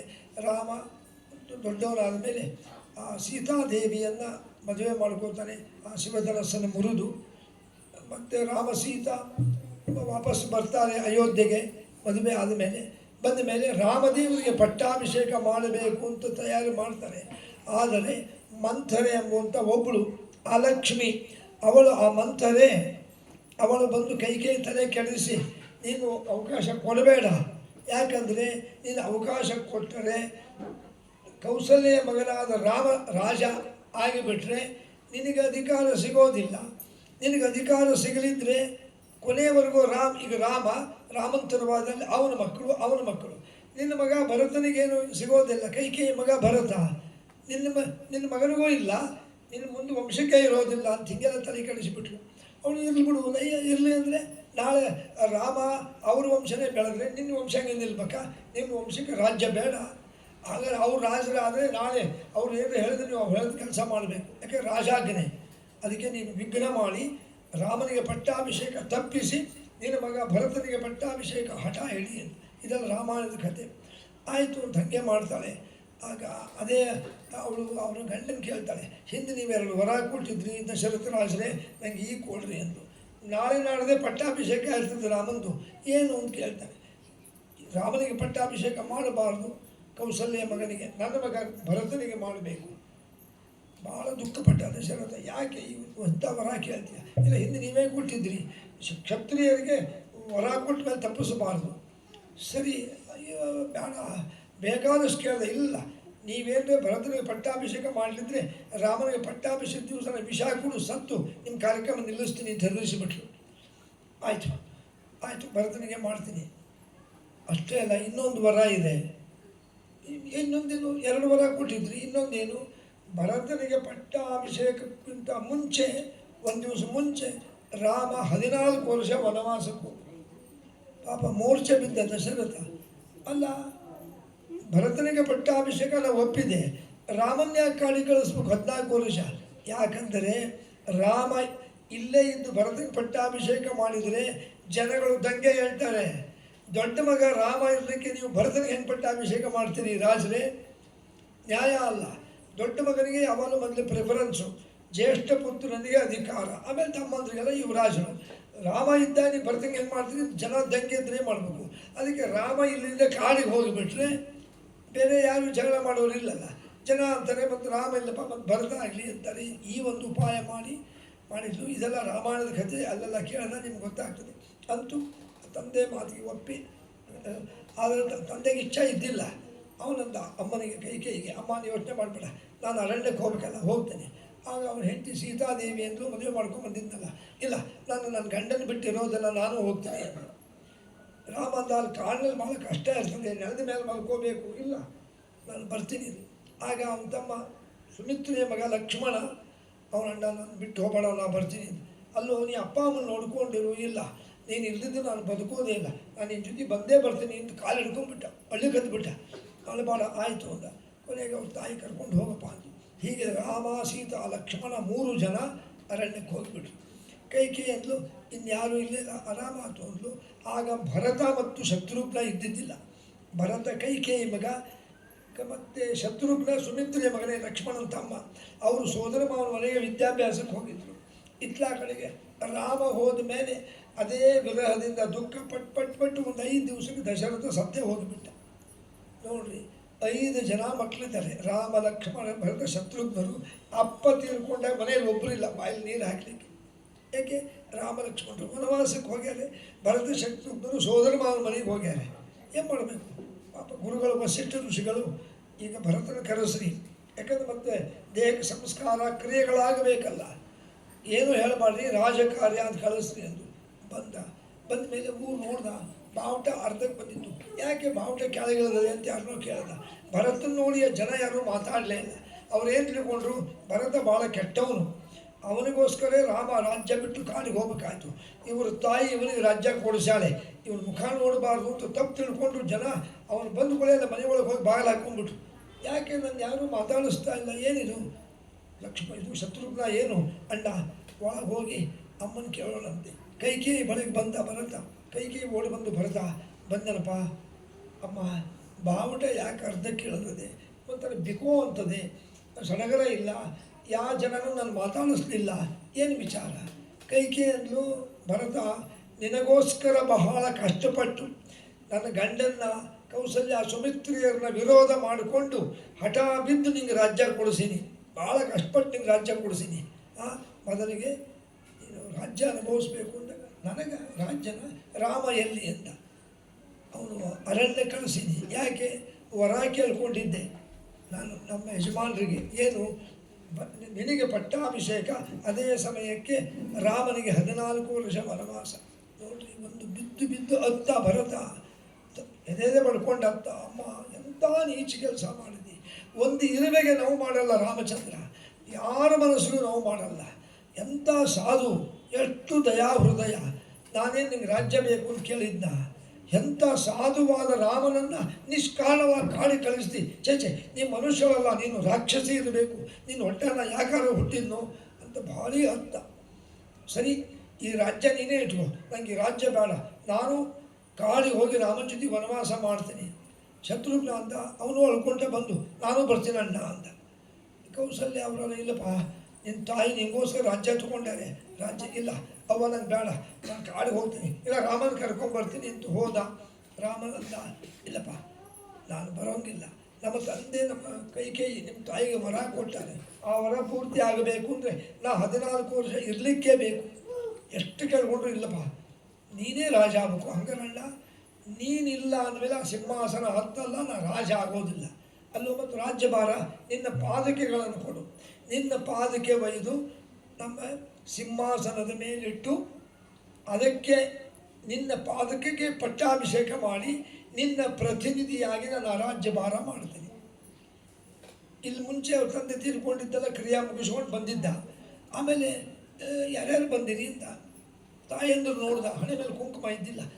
ಅಲ್ಲ ಅಮ್ಮಂದ್ರೆ ಏನಿದು ಅಂದಾಗ ಅಳ್ತಾ ಇದ್ದಾರೆ. ಇಲ್ಲಪ್ಪ ನಿಮ್ಮ ಅಪ್ಪ ನೀ ಇತ್ಲ ಬಂದ ಮೇಲೆ ದೇಹ ಬಿಟ್ಬಿಟ್ರಪ್ಪ. ರಾಮನು ಲೋಕದೃಷ್ಟಿಯಿಂದ ಅಳುತ್ತಾನೆ. ಅಲ್ಲೇ ಸರಿಯೂ ನದಿ ಇರ್ತದೆ ಊರು ಹೊರಗೆ, ಅಲ್ಲೆಲ್ಲ ತರ್ಪಣಾದಿಗಳನ್ನು ಕೊಟ್ಟು ಭರತ ಒಂದು ಕೆಲಸ ಮಾಡು, ನಾನು ಬರೋದಿಲ್ಲ, ಆಯಿತು ನೀನು ಪಾದಕ್ಕೆ ತೊಗೊಂಡು ಬೇಗ ಹೋಗು ಅಂತಾನೆ. ಆಗ ಭರತ ಹೇಳ್ತಾನೆ, ನನಗೆ ಈ ಮಾತು ನಡೆಸ್ಕೊಡ್ಬೇಕು. 3. 1, ನೀನು ಯಾವ ವೇಷದ ಬಂದಿಯಲ್ಲ, ನಾರು ಮಣಿ ಉಟ್ಕೊಂಡು ರಾಜ ಪೋಷಾಕು ತೆಗೆದು, ನಾನು ಇದೇ ಪೋಷಾಕು ಅಂದರೆ ನಾರು ಮಣಿ ಉಟ್ಕೊಂಡೆ ನೀನು ಬರೋ ತನಕ ನಿನ್ನ ಪಾದುಕೆಗಳಿಂದ ಪಟ್ಟಾಭಿಷೇಕ ಮಾಡಿಸಿ ನಾನು ನಿನ್ನ ಪ್ರತಿನಿಧಿಯಾಗಿ ರಾಜ್ಯಭಾರ ಮಾಡ್ತೀನಿ. ಮತ್ತು ನಾನು ಕೂಡ 14 ವರ್ಷ ನೀ ಹೆಂಗೆ ನೆಲದ ಮೇಲೆ ಕೃಷ್ಣಾಂಜನ ಮೇಲೆ ಎಲೆಗಳ ಮೇಲೆ ಮಲ್ಕೋತಿಯಲ್ಲ, ನಾನೂ ಕೂಡ ಅಯೋಧ್ಯೆ ಬಿಟ್ಟು ಸಮೀಪದ ನಂದಿ ಗ್ರಾಮಕ್ಕೆ ಬಂದು ಊರು ಹೊರಗೆ ಆಶ್ರಮ ಮಾಡಿಕೊಂಡು ನೆಲದ ಮೇಲೆ ಮಲ್ಕೋತೀನಿ. ನೀ ಹೆಂಗೆ ಗಡ್ಡೆ ಗೆಣಸು ತಿಂತೀಯ, ನಾನು ಗಡ್ಡೆ ಗೆಣಸು ತಿಂತೀನಿ. ಇದು ನಿಜವಾದ ತ್ಯಾಗ ರೀ.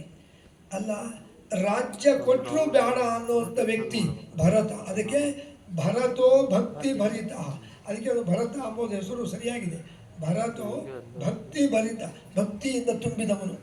ಇಲ್ಲಿ ಒಂದು ವಿಚಾರ ಇದೆ, ಏನು ಅಂದರೆ ನಿಜವಾಗಲೂ ಭರತನ ತ್ಯಾಗ ಭಾಳ ದೊಡ್ಡದು. ಇವತ್ತು ನಾವು ದಿನ ಪೇಪರಲ್ಲಿ, ಮೊಬೈಲಲ್ಲಿ, ಟಿ ವಿ ಒಳಗೆ ನೋಡ್ತೀವಿ. ಆಸ್ತಿಗೋಸ್ಕರ, ರಾಜ್ಯಕ್ಕೋಸ್ಕರ, ಹೊಲ ಗದ್ದೆ ಬಂಗಾರ ಬೆಳ್ಳಿಗೋಸ್ಕರ ತಂದೆಯನ್ನು, ತಾಯಿಯನ್ನು, ಅಣ್ತಮ್ಮಂದ್ರನ್ನು, ಬಂಧು ಬಾಂಧವರನ್ನು ಸಾಯಿಸ್ತಾರೆ. ಯಾಕೆ? ಕಿಂಚಿತ್ತು ಈ ಬದುಕಿಗೋಸ್ಕರ ಎಲ್ಲ ಇಲ್ಲೇ ಬಿಟ್ಟು ಹೋಗೋದೆ. ಭರತನಿಂದ ಕಲಿಬೇಕು. ರಾಜ್ಯ ಕೊಟ್ಟರು ಬೇಡ ಅಂತ ರಾಮನ ಅಪೇಕ್ಷೆಯಂತೆ 14 ವರ್ಷ ರಾಮನ ಪಾದುಕೆಗಳನ್ನೇ ಇಟ್ಕೊಂಡು ರಾಜ್ಯಭಾರವನ್ನು ಮಾಡಿದ. ನಿಜವಾದ ತ್ಯಾಗ. ಯಾಕೆ ಇಷ್ಟೆಲ್ಲ ಹೇಳಿದೆ ಅಂದರೆ, ಈಗ ರಾಮಚಂದ್ರ ಅಲ್ಲಿಂದ ಸೀತಾರಾಮ ಲಕ್ಷ್ಮಣರು ಬಂದಾಗ ಮುಂದೆ ಅವರ ಕಥೆ ರಾಮಾಯಣದಲ್ಲಿ ಬರ್ತದೆ. ರಾವಣ ಅಂಬುವನು ಬಂದು ಸೀತೆಯನ್ನು ಅಪಹಾರ ಮಾಡಿಕೊಂಡು ಹೋಗಿಬಿಡ್ತಾನೆ. ಸೀತೆಯನ್ನು ಅಪಹಾರ ಮಾಡಬೇಕಾದರೆ ರಾಮ ಲಕ್ಷ್ಮಣರ ಮನೆಯಾಗಿದ್ದಿಲ್ಲ. ರಾಮ ಎಲ್ಲೋ ಕಾಡಿನಲ್ಲೇನೋ ಹೋಗಿದ್ದ ಭೇಟಿ ಆಡಲಿಕ್ಕೆ, ಲಕ್ಷ್ಮಣನು ಹಣ್ಣು ಹಂಪಲ ತರಲಿಕ್ಕೆ ಹೋಗಿದ್ದ. ಯಾರೂ ಇಲ್ಲದದ್ದು ನೋಡಿ ರಾವಣ ಸನ್ಯಾಸಿ ವೇಷದಲ್ಲಿ ಬಂದು ಸೀತೆಯನ್ನು ಅಪಹಾರ ಮಾಡಿಕೊಂಡು ಪುಷ್ಪಕ ವಿಮಾನದಲ್ಲಿ ಹೋಗ್ತಾ ಇದ್ದ. ಈ ರಾಮನ ಆಶ್ರಮ ಅದು ಪಂಚವಟಿ ಅಂತ ಈಗಲೂ ಇದೆ ಅಲ್ಲಿ. ಆ ಪಂಚವಟಿಯಲ್ಲಿ ಒಂದು ಮರದ ಮೇಲೆ ಒಂದು ಪಕ್ಷಿ ಗೂಡು ಕಟ್ಕೊಂಡಿತ್ತು, ಹದ್ದು, ಜಟಾಯು ಅಂತ. ನೋಡ್ತೀವಿ, ನಮ್ಮ ಸೀತಾದೇವಿ ರಾಮನ ಪತ್ನಿ, ರಾವಣ ಅಪಹಾರ ಮಾಡ್ಕೊಂಡು ಹೋಗ್ತಾನೆ, ಬಿಡಬಾರ್ದು ಅಂತ ಬಂತು. ಅದಿಷ್ಟೇ ಹದ್ದಲ್ರಿ, ಎಷ್ಟು ಉದ್ದ ಇತ್ತು. ಆಗಿನ ಕಾಲದಲ್ಲಿ ಉದ್ದ ಪ್ರಾಣಿ, ಸುಮಾರು ಒಂದು 5-6 ಅಡಿ ಉದ್ದ ಇತ್ತು, ಅಷ್ಟು ಅಗಲ ಇತ್ತು ಹದ್ದು. ಬಂದು ರಾವಣನ ಕುಗ್ಲಿಕ್ಕೆ ಶುರು ಮಾಡಿತು. ಕೆಳಗೆ ಬಿದ್ದು ಬಿಟ್ಟ, ಮತ್ತೆ ಅದ್ದ ಖಡ್ಗದಿಂದ ಅದನ್ನು 2 ರೆಕ್ಕೆ ಕತ್ತರಿಸಿಬಿಟ್ಟ. ನೋಡ್ರಿ, ಪಕ್ಷಿಗಳಿಗೆ ಕಾಗೆ, ಹದ್ದು ರೆಕ್ಕೆ ಇಲ್ಲ ಅಂತ ಹಾರಲಿಕ್ಕೆ ಬರೋದಿಲ್ಲ. ರೆಕ್ಕೆ ಕತ್ತರಿಸಿದ್ಕೊಳ್ಳೆ ರಕ್ತ ಸಿಕ್ತವ ಕೆಳ ಬಿದ್ದು ರಾಮ ರಾಮತು ಒದ್ದಾಳೆ ಕತ್ತು. ಸೀತಾದೇವಿ ನೋಡಿದ್ಲು, ಅಯ್ಯೋ ನನ್ನ ಮಾವ ದಶರಥನ ಸ್ನೇಹಿತ ಇವನು, ಕಾಡಿನಲ್ಲಿದ್ದ, ನನಗಾಗಿ ಪ್ರಾಣ ಬಿಟ್ಟುಬಿಟ್ಟ ಅಂತಂದು, ಇಲ್ಲ ಇದು ಪ್ರಾಣ ಬಿಡಬಾರದು ಈಗ ಸದ್ಯಕ್ಕೆ ಅಂತಂದು ಆಶೀರ್ವಾದ ಮಾಡಿದ್ಲು. ನನ್ನ ಪತಿಯಾದ ರಾಮ, ಅವನಿಗೆ ಗೊತ್ತಿಲ್ಲ ರಾವಣನನ್ನು ಅಪಹಾರ ಮಾಡಿದ್ದು. ರಾಮ ಬರುವವರೆಗೂ ನೀ ಬದುಕಿರು, ರಾಮನಿಗೆ ರಾವಣನನ್ನಂತೂ ಅಪಹಾರ ಮಾಡಿದ್ದನ್ನು ಹೇಳಿದ ಮೇಲೆ ನೀ ಪ್ರಾಣ ಬಿಡು, ಅಲ್ಲಿವರೆಗೂ ಬದುಕು ಅಂತ ಹೇಳಿ ಹೋಗ್ಬಿಟ್ಟು ಮುಂದೆ ರಾಮ ಲಕ್ಷ್ಮಣರು ಬರ್ತಾರೆ. ಯಾಕೆ ರಾಮ ಲಕ್ಷ್ಮಣರು ಹೋಗಿದ್ರು ಅಂದರೆ ಇವೆಲ್ಲ ರಾಮಾಯಣದ ಕಥೆ. ಮಾರೀಚ ಮೋನು ರಾವಣನ ಸೋದರ ಮಾವ ಮಾಯಾ ಜಿಂಕೆಯಾಗಿ ಮಾಯಾಮೃಗವಾಗಿ ಸುಳಿದಾಡ್ತಾನೆ. ಸೀತೆ ಕೇಳ್ತಾಳೆ, ರಾಮ ತರಲಿಕ್ಕೆ ಹೋದಾಗ ಸಿಗೋದಿಲ್ಲ, ಮಾಯಾ ಬಾಣ ಹೊಡ್ಕೊಂಡು ಸತ್ತು ಹೋಗ್ತಾನೆ ಅವನು ಮಾರೀಚ. ಅವನು ಸಾಯಬೇಕಾದ್ರೆ ಹಾ ಲಕ್ಷ್ಮಣ ಹಾ ಸೀತಾ ಅಂದಿರ್ತಾನೆ. ಅದನ್ನು ನೋಡಿ ಸೀತಾ, ರಾಮನಿಗೇನೋ 20 ಬಂದಿದ್ದು ಹೋಗು ಅಂತ ಕಳಿಸ್ತಾಳೆ. ಇಲ್ಲ ರಾಮನಿಗೆ 20 ಬರೋದಿಲ್ಲ, ಬೇಡ ಅಂತ ಹೇಳ್ತಾನೆ. ಇಲ್ಲ ನೀವು ಹೋಗಲೇಬೇಕು ಅಂದಾಗ ಅವನು ಬರ್ತಾನೆ. ರಾಮ ಲಕ್ಷ್ಮಣ ಹೊರ ಬಂದಿದ್ದು ನೋಡಿ ಅವನ ಅಪಹಾರ ಮಾಡ್ತಾನೆ. ಈಗ ವಾಪಸ್ ಬರ್ತಾರೆ, ಹುಡುಕೊಂಡ ಸೀತಾ ಇರೋದಿಲ್ಲ. ರಾವಣ ಸನ್ಯಾಸಿ ವೇಷದಲ್ಲಿ ಬಂದಾಗ ಅವನಿಗೆ ಹಣ್ಣುಗಳನ್ನು ಭಿಕ್ಷೆ ಹಾಕಬೇಕು ಅಂತ ಬಂದಿದ್ಲು, ಎಲ್ಲ ಕೆಳ ಬಿದ್ದಿತ್ತು. ಅಟ್ಲ ನೋಡ್ದ, ಕಾಣಿಸ್ಲಿಲ್ಲ. ಕೆಲವು ಋಷಿಗಳನ್ನು ಕೇಳ್ದ, ನಾವು ಹೊರಗೆ ಬಂದಿಲ್ಲ, ಆಶ್ರಮ ಬಿಟ್ಟು ಗೊತ್ತಿಲ್ಲ ಅಂದರು. ಹಂಗಾರೆ ಏನು ಎಲ್ಲಿ ಹೋಗಿದ್ದಾಳೆ ಅಂತಂದ್ರೆ ಗೋದಾವರಿ ನದಿ, ಅಲ್ಲೆಲ್ಲ ಹುಡುಕಿದ್ರು ಸಿಗಲಿಲ್ಲ. ಲಕ್ಷ್ಮಣ ಎಂಥ ಕೆಲಸ ಆತಪ್ಪ, ಕಾಡಿನಲ್ಲಿ ದಟ್ಟವಾದ ಕಾಡಿನಲ್ಲಿ ಸೀತಾ ಎಲ್ಲಿ ಹೋಗಿರ್ಬೋದು ಹುಡುಕ್ತಾ ಸ್ವಲ್ಪ ದೂರ ಬಂದಾಗ ರಾಮ ಅಂತ ಜಟಾಯು ಸ್ಮರಣೆ ಮಾಡ್ತಿತ್ತು. ಯಾರೋ ರಾಮ ಜಪ ಮಾಡ್ತಾ ನೋಡು ಅಂದಾಗ ಅಲ್ಲಿ ಬಿದ್ದಿತ್ತು ಪಾಪ, ರಕ್ತ ಚೆಲ್ಲಿ ಹೋಗಿತ್ತು. ಈವಾಗ ಸಾಯೋಂಗಿತ್ತು. ಹತ್ತಿರ ಬಂದ ಜಟಾಯು, ಏನಿದು ನಿನ್ನ ರೆಕ್ಕೆಗಳಲ್ಲಿ ಯಾಕೆ ಕತ್ತರಿಸಾವೆ, ಏನು ರಕ್ತ ಸುತ್ತ ಯಾಕೆ ನಡ್ತಾ ಇದ್ದೀಯ ಅಂದಾಗ, ರಾಮಚಂದ್ರ ಸೀತಾ ನಿನ್ನ ದರ್ಶನ ಆಗೋ ತನಕ ನಾನು ಬದುಕು ಅಂತ ಹೇಳಾನೆ, ನಾನು ಪ್ರಾಣ ಬಿಡ್ಲಿಕ್ಕತ್ತೀನಿ, ನಿಮ್ಗೆ ವಿಚಾರ ಹೇಳ್ಬಿಡ್ತೀನಿ. ಏನು, ರಾವಣ ಎಂಬೋ ರಾಕ್ಷಸ ಸೀತೆಯನ್ನು ಅಪಹಾರ ಮಾಡಿಕೊಂಡು ಎತ್ಲಾಗ ಹೋದ ಗೊತ್ತಿಲ್ಲ, ಈ ದಿಕ್ಕಿನಲ್ಲಿ ಹೋದ, ನನಗೆ ಸದ್ಗತಿ ಕೊಟ್ಟು ಬಿಡು ಅಂತ ರಾಮನ ಪಾದದ ಮೇಲೆ ತಲೆ ಇಟ್ಟಂಗೆ ಪ್ರಾಣ ಬಿಡ್ತು. ಇಲ್ಲಿ ಒಂದು ನೀತಿ ಇದೆ ಈ ಕಥೆ ಒಳಗೆ. ಯಾರು ದೇವರ ಭಕ್ತರು ಅಂತಿದ್ದಾರಲ್ಲ, ಅವರು ಯಾರು ದೇವರನ್ನು ಹುಡಿಕೊಂಡು ಹೋಗಿಲ್ಲ, ಅವರಿದ್ದಲ್ಲೇ ಬಂದಾನೆ ರಾಮ. ನೋಡ್ರಿ, ಜಟಾಯು ಕಾಡಿನಲ್ಲಿದೆ, ರಾಮ ಭಕ್ತ, ಸಾಯೋ ಹೊತ್ತಿನಲ್ಲಿ ಅವನ ಬಳಿಗೆ ರಾಮನೇ ಬಂದ, ಹುಡಿಕೊಂಡು ಹೋದ ಇಲ್ಲ. ಅಂದರೆ ನಾವು ಅದನ್ನು ಕಲಿಬೇಕು. ನಾನು ಅಲ್ಲಿ ದೇವರಿದ್ದಾನೆ ಇಲ್ಲಿ ದೇವರಿದ್ದಾನೆ ಅಂತ ಅಡ್ಡಾಡೋದಲ್ಲ. ಹಾಗಂತೂ ತೀರ್ಥಯಾತ್ರೆ ಮಾಡಬಾರ್ದು ಅಂತಲ್ಲ, ಮಾಡಬೇಕು. ಆದರೆ ನಮ್ಮ ಭಕ್ತಿಯ ಪರಾಕಾಷ್ಠತೆ ಹೇಗಿರಬೇಕು, ನಾವಿದ್ದಲ್ಲೇ ದೇವರು ನಮ್ಮಲ್ಲಿ ಬರಬೇಕು, ನಾವಿದ್ದಲ್ಲೇ ದೇವರು ಬರೋ ಹಂಗೆ ಮಾಡ್ಕೋಬೇಕು. ಇದು ದೊಡ್ಡಸ್ತಿಕೆ. ನೋಡಿರಿ, ಜಟಾಯು ರಾಮನ ಪಾದದ ಮೇಲೆ ತಲೆ ಇಟ್ಟು ಹಾಗೆ ಪ್ರಾಣ ಬಿಟ್ಟುಬಿಡ್ತು. ಪಾಪ ರಾಮನ ಕಣ್ಣ ನೀರು ಬಂತು. ನನ್ನ ತಂದೆಯ ಸ್ನೇಹಿತ ಹೋಗಲಿ, ನಮ್ಮ ತಂದೆ ತೀರ್ಕೊಂಡ ನಾ ಇದ್ದಿದ್ದಿಲ್ಲ, ಏನೂ ಮಾಡಲಿಲ್ಲ, ನಮ್ಮ ತಂದೆಗೆ ಮಾಡೋ ಕ್ರಿಯೆ ಇದಕ್ಕೆ ಮಾಡ್ತೀನಿ ಅಂತ ಲಕ್ಷ್ಮಣ ಬೇಗ ಇಷ್ಟಿಷ್ಟ ಕಟ್ಟಿಗೆ ತೊಗೊಂಬಾರ್ದ. ಪಕ್ಷಿ ನೋಡ್ರಿ, ಚಿತೆ ಮಾಡಿ ಅದರ ಮೇಲೆ ಅದನ್ನು ಮಲಗಿಸಿ ಅದಕ್ಕೆ ದಹನ ಮಾಡಿ ಸುಟ್ಟ ಮೇಲೆ ಆ ಬೂದಿಯನ್ನೆಲ್ಲ ಆ ಗೋದಾವರಿ ನದಿಯಲ್ಲಿ ವಿಸರ್ಜನೆ ಮಾಡಿ ಹುಡುಕ್ತಾ ಬಂದಾಗ ಮುಂದೆ ಮತಂಗ ಋಷಿಗಳ ಆಶ್ರಮ ಸಿಗ್ತದೆ. ಅವರಂತಾರೆ, ನೀವು ರಾಮಲಕ್ಷ್ಮಣರು ದಶರಥ ರಾಜನ ಮಕ್ಕಳು, ಹೌದು, ಪಿತೃವಾಕ್ಯ ಪರಿಪಾಲನೆ ಬಂದೀವಿ, ಭಾಳ ಸಂತೋಷ. ಈಗ ನೀವು ಎಲ್ಲಿ ಹುಡುಕ್ತೀರಿ ಸೀತೆಯನ್ನು, ನಮಗೆ ಗೊತ್ತಾಗ್ತಿಲ್ಲ. ಸಮೀಪದಲ್ಲಿ ಹೋದರೆ ಅಲ್ಲಿ ಕಿಷ್ಕಿಂದ ಅಂತ ಒಂದು ಪಟ್ಟಣ ಇದೆ, ಬೆಟ್ಟ, ಅಲ್ಲಿ ಸುಗ್ರೀವ ಅಂತ ಕಪಿರಾಜ ಇದ್ದಾನೆ. ನೀವು ಅಲ್ಲಿ ಹೋದರೆ ಆ ಸುಗ್ರೀವ ಅವನಂತೂ ಸಾಕಷ್ಟು ಕಪಿಗಳಿವೆ, ಅಲ್ಲೇ ಅನೇಕರಿದ್ದಾರೆ, ಅಲ್ಲಿ ಹೋದರೆ ನಿಮ್ಮ ಕೆಲಸ ಆಗ್ತದೆ ಅಂದಾಗ ರಾಮ ಲಕ್ಷ್ಮಣರು ಅಲ್ಲಿಗೆ ಬರ್ತಾರೆ. ಬಂದಾಗ ಸುಗ್ರೀವ ಬೆಟ್ಟದ ಮೇಲೆ ಇರ್ತಾನೆ, ಕೆಳಗೆ ಇವರು ಬರೋದು ನೋಡಿ ಋಷಿಗಳ ವೇಷದಲ್ಲಿ ಇರ್ತಾರೆ, ಬಿಲ್ಲು ಬಾಣ ತಗೊಂಡು ಹೆದರ್ತಾನೆ ಮೊದಲವನು. ಯಾಕಂದರೆ ಈ ವಾಲಿ ಅಂತೇನು ಋಷ್ಯಮುಖದಲ್ಲಿದ್ದಲ್ಲ ಮಗ್ಗಲ ಪರ್ವತ, ವಾಲಿಗೂ ಸುಗ್ರೀವನಿಗೂ ಬದ್ಧ ದ್ವೇಷ. ಯಾಕ್ರಿ ದ್ವೇಷ, ಏನು ಮಾಡಿದ್ದ ಅಂದರೆ ಒಂದು ಕಾರಣ, ಅದೆಲ್ಲ ರಾಮಾಯಣದ ಕಥೆ ಇರಲಿ, ಒಂದು ಕಾರಣದಿಂದ ವಾಲಿಗೆ ಸುಗ್ರೀವನ ಮೇಲೆ ಎಲ್ಲಿಲ್ಲದ ಕೋಪ, ಅವನು ಸಿಕ್ಕರೆ ಸಾಕು ಅವನು ಸಾಯಿಸಬೇಕು ಅಂತ ಕಾಯ್ತಿದ್ದ. ಅನೇಕ ಬಾರಿ ಬಂದು ಹೊಡೆದಾಡಿ ಸಾಯಿಸ್ಲಿಕ್ಕೆ ಹೋಗ್ತಿದ್ದ, ಅವನು ತಪ್ಪಿಸ್ಕೊಂಡು ಹೋಗ್ಬಿಡ್ತಿದ್ದ. ಒಮ್ಮೆ ಬಂದಾಗ ಅವನು ತಪ್ಪಿಸ್ಕೊಂಡು ಹೋದ್ಕೂಡಲೇ ಆ ಸುಗ್ರೀವನ ಹೆಂಡತಿ ರುಮಾ ಅಂತ ಅವಳ ಹೆಸರು, ರುಮಾ, ಅವಳನ್ನ ಹಿಡ್ಕೊಂಡು ಹೋಗ್ಬಿಟ್ಟ. ನನ್ನನ್ನು ಯಾಕೆ ಹೋಗ್ತೀನಿ ಭಾವ ಅಂದರು. ಮತ್ತು ನಿನ್ನ ಗಂಡ ನನಗೆ ತೊಂದರೆ ಮಾಡ್ಯಾನೆ, ಕರ್ಕೊಂಡು ಹೋಗಿ ಆ ಸುಗ್ರೀವನ ಹೆಂಡತಿ ಆದ ರುಮಾನ್ನ ತನ್ನ ಮನೆ ಕರ್ಕೊಂಡು ಹೋಗಿ ತನ್ನ ಹೆಂಡತಿ ಆದ ತಾರೆ ಜೊತೆಗೆ ಇಟ್ಕೊಂಡು ಅವಳ ಮೇಲೂ ಕೂಡ ಅತ್ಯಾಚಾರ ಬಲಾತ್ಕಾರ ಮಾಡ್ತಾ ಇದ್ದ, ಮಾಡಲಿಕ್ಕೆ ಪ್ರಯತ್ನ ಮಾಡ್ತಿದ್ದ. ಇವು ಸುಗ್ರೀವನಿಗೆ ಗೊತ್ತಾಯ್ತು, ಭಾಳ ದುಃಖಪಟ್ಟ. ಏನು ಮಾಡಲಪ್ಪ, ನನ್ನ ಹೆಂಡತಿಯನ್ನು ಅಪಹಾರ ಮಾಡಿಬಿಟ್ಟಾನೆ, ಯಾರನ್ನು ಸಹಾಯ ಕೇಳಲಿ, ಮತ್ತು ಅವನಿಗೆ ಭಯ, ಯಾವ ಹೊತ್ತ ಮತ್ತು ವಾಲಿ ಬರ್ತಾನೋ ನಮ್ಮನ್ನು ಸಾಯಿಸ್ತಾನೋ ಅಂತ ಅಣ್ಣ. ಈ ಹೊತ್ತಿಗೆ ರಾಮ ಲಕ್ಷ್ಮಣ ಬಂದಿದ್ದು ನೋಡಿ ಮೊದಲು ಹೆದರದ, ನಮ್ಮ ವಾಲಿನೇ ಯಾರನ್ನ ಕಳಿಸಾನೋ ಅನ್ನೋ ಬಿಲ್ಲು ಬಾಣ ತೊಗೊಂಡ್ಬಂದಾರೆ ಅಂತ. ಹನುಮಂತ ಅಂದ, ಅಲ್ಲೇ ಮಂತ್ರಿ ಆಗಿದ್ದಲ್ಲ, ನಾನು ಹುಡ್ಕೊಂಡ್ಬರ್ತೀನಿ ಅಂತ ಕೆಳಗೆ ಬಂದು ಬ್ರಾಹ್ಮಣ ವೇಷದಲ್ಲಿ ಬಂದು ಸ್ಥಿತೋ ಸಮ್ಯಕ್ ಪುರತಃ ಮುಂದೆ ಬಂದು ನಿಂತಾಗ ನೋಡ್ರಿ, ಬ್ರಾಹ್ಮಣ ವೇಷದಲ್ಲಿ ಬಂದಾನೆ ಯಾರು, ಹನುಮಂತ. ಹಿಂಗೆ ನೋಡ್ದ ರಾಮಚಂದ್ರ, ಲಕ್ಷ್ಮಣ ಇವನು ಬ್ರಾಹ್ಮಣ ವೇಷದಲ್ಲಿ ಬಂದಂಥ ಇವನು ಸಾಮಾನ್ಯ ವ್ಯಕ್ತಿ ಅಲ್ಲ, ಅವನ ಕಿವಿಯಲ್ಲಿರುವ ಕರ್ಣಕುಂಡಲ ನೋಡು ಅಂದ. ಅವ ಕರ್ಣಕುಂಡಲ ಇದ್ದಿಲ್ಲ, ಹನುಮಂತ ಅದಾಗಿರ್ತದೆ, ಈ ಬ್ರಾಹ್ಮಣ ವೇಷದಾಗ ಇದ್ದಿಲ್ಲ. ಹನುಮಂತ ಅಂದ, ನಾನು ಬ್ರಾಹ್ಮಣ ವೇಷದಲ್ಲಿ ಮಾಯೆಯಿಂದ ಬಂದೀನಿ, ಕಿವಿಯಲ್ಲಿ ಕರ್ಣಕುಂಡಲ ಇಲ್ಲ, ಆದರೂ ಹೆಂಗೆ ಇವನು ಕಂಡು ಹಿಡಿದ. ನನ್ನ ಗುರುಗಳು ಹೇಳಿದರು, ನೀ ಯಾವುದೇ ವೇಷದಲ್ಲಿದ್ದಾಗೂ ನಿನ್ನ ಕರ್ಣಕುಂಡಲವನ್ನು ನೋಡು ಅಂತ ಯಾರು ಹೇಳ್ತಾರೆ ಅವನೇ ರಾಮಚಂದ್ರ ಅಂತ ಹೇಳಿದ್ದ. ಸ್ವಾಮಿ, ನನ್ನ ಕರ್ಣಕುಂಡಲ ನಿಮಗೆ ಕಾಣಿಸ್ತು ಅಂದಮೇಲೆ ನೀವು ರಾಮನ? ಹೌದಪ್ಪ, ನಾನೇ ರಾಮ. ಕಾಲು ಹಿಡ್ಕೊಂಡ್ಬಿಟ್ಟ. ಅಯ್ಯೋ, ನಿಮಗೋಸ್ಕರ ಕಾಯ್ತಿದ್ದೆ, ನಿಮಗೋಸ್ಕರ ನಾನು ಚಿಕ್ಕ ಹುಡುಗಿದ್ದಾಗೆಂದು ನನ್ನ ಗುರುಗಳ ಮಾತಂತೆ ನಾನು ಶ್ರೀರಾಮ್ ಶ್ರೀರಾಮ್ ಶ್ರೀರಾಮ್ ಅಂತಿದ್ದೆ, ನೀವು ಬಂದಿದ್ದು ನನಗೆ ಭಾಳ ಸಂತೋಷ. ನೋಡ್ರಿ, ಇದು ಒಂದದೇ ನೀತಿ. ಆಂಜನೇಯ ಹುಡುಕೊಂಡು ಹೋದ್ನ? ಇಲ್ಲ, ಹನುಮಂತ ಇದ್ದಲ್ಲೇ ರಾಮ ಬಂದ. ಯಾಕೆ? ಅವನ ಭಕ್ತಿಯ ಪರಾಕಾಷ್ಠತೆ. ಆವಾಗ ಇಬ್ಬರನ್ನ ಹೆಗಲ ಮೇಲೆ ಕೂಡಿಸ್ಕೊಂಡು ಸುಗ್ರೀವನ ಬಳಿಗೆ ಬರ್ತಾನೆ. ಸುಗ್ರೀವನ ಬಳಿಗೆ ಬಂದ ಮೇಲೆ ಸುಗ್ರೀವ ಕೇಳ್ತಾನೆ, ಯಾರಿವರು ಅಂತಾನೆ, ಇವರು ದಶರಥ ರಾಜನ ಮಕ್ಕಳು ರಾಮ ಲಕ್ಷ್ಮಣರು. ಈ ರಾಮನ ಪತ್ನಿಯಾದ ಸೀತೆಯನ್ನು ರಾವಣ ಅಪಹಾರ ಮಾಡಿಕೊಂಡು ಹೋಗ್ಯಾನೆ. ಹುಡುಕ್ತಾ ಬಂದಾರೆ. ಸುಗ್ರೀವ ಬಂದ ಕೈ ಮುಗಿದು, ರಾಮಚಂದ್ರ, ನಿನ್ನಂತೆ ನಾನು ದುಃಖದಾಗೆ ಇದ್ದೇನೆ. ನಿನ್ನ ಹೆಂಡತಿಯಾದ ಸೀತೆಯನ್ನು ರಾವಣ ಅಪಹಾರ ಮಾಡಿದರೆ ನನ್ನ ಹೆಂಡತಿಯಾದ ರುಮ ಅಂಬವಳನ್ನು ನನ್ನ ಸ್ವಂತ ಅಣ್ಣ ಇಲ್ಲೇ ಇನ್ನೊಂದು ಪರ್ವತದಲ್ಲಿದ್ದಾನೆ ವಾಲಿ.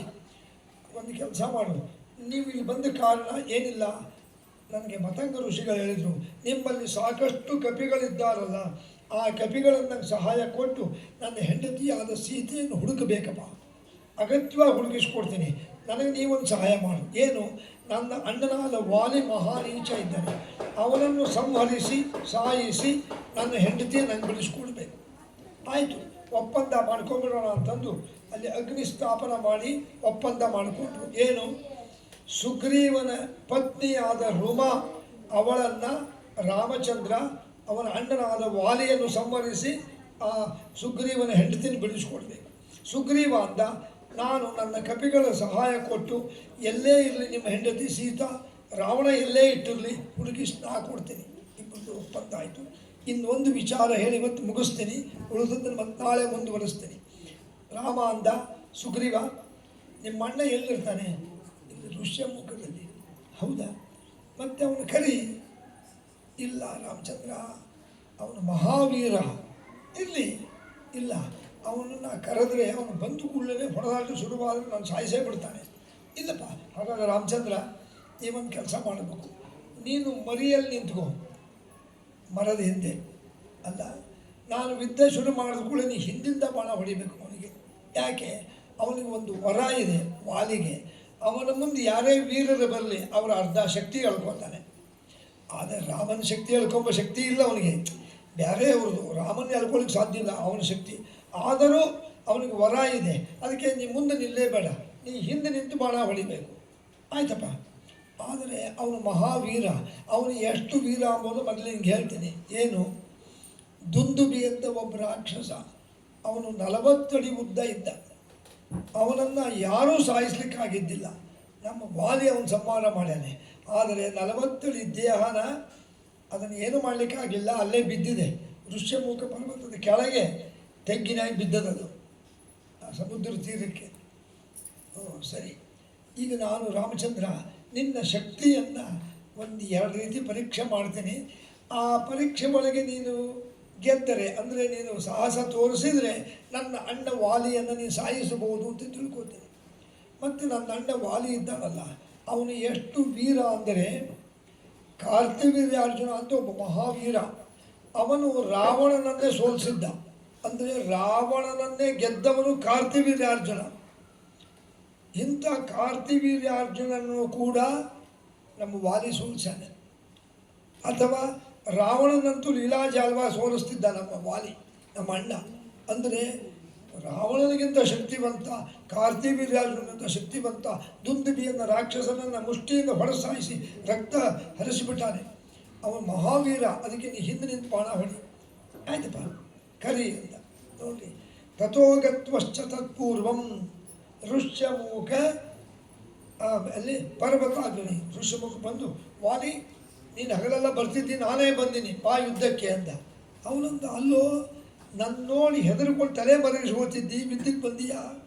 ನಿನಗೆ ಗೊತ್ತಲ್ಲ, ನಾನು ಮಹಾಕುರೂರಿ, ನಾನು ತಮ್ಮ ಅಂತ ನೋಡೋದಿಲ್ಲ, ನಿನ್ನ ಸಾಯಿಸಿಬಿಡ್ತೀನಿ, ಬಾ ನೋಡೋಣ ಅಂತ ಬಂದು ಕೂಡಲೇ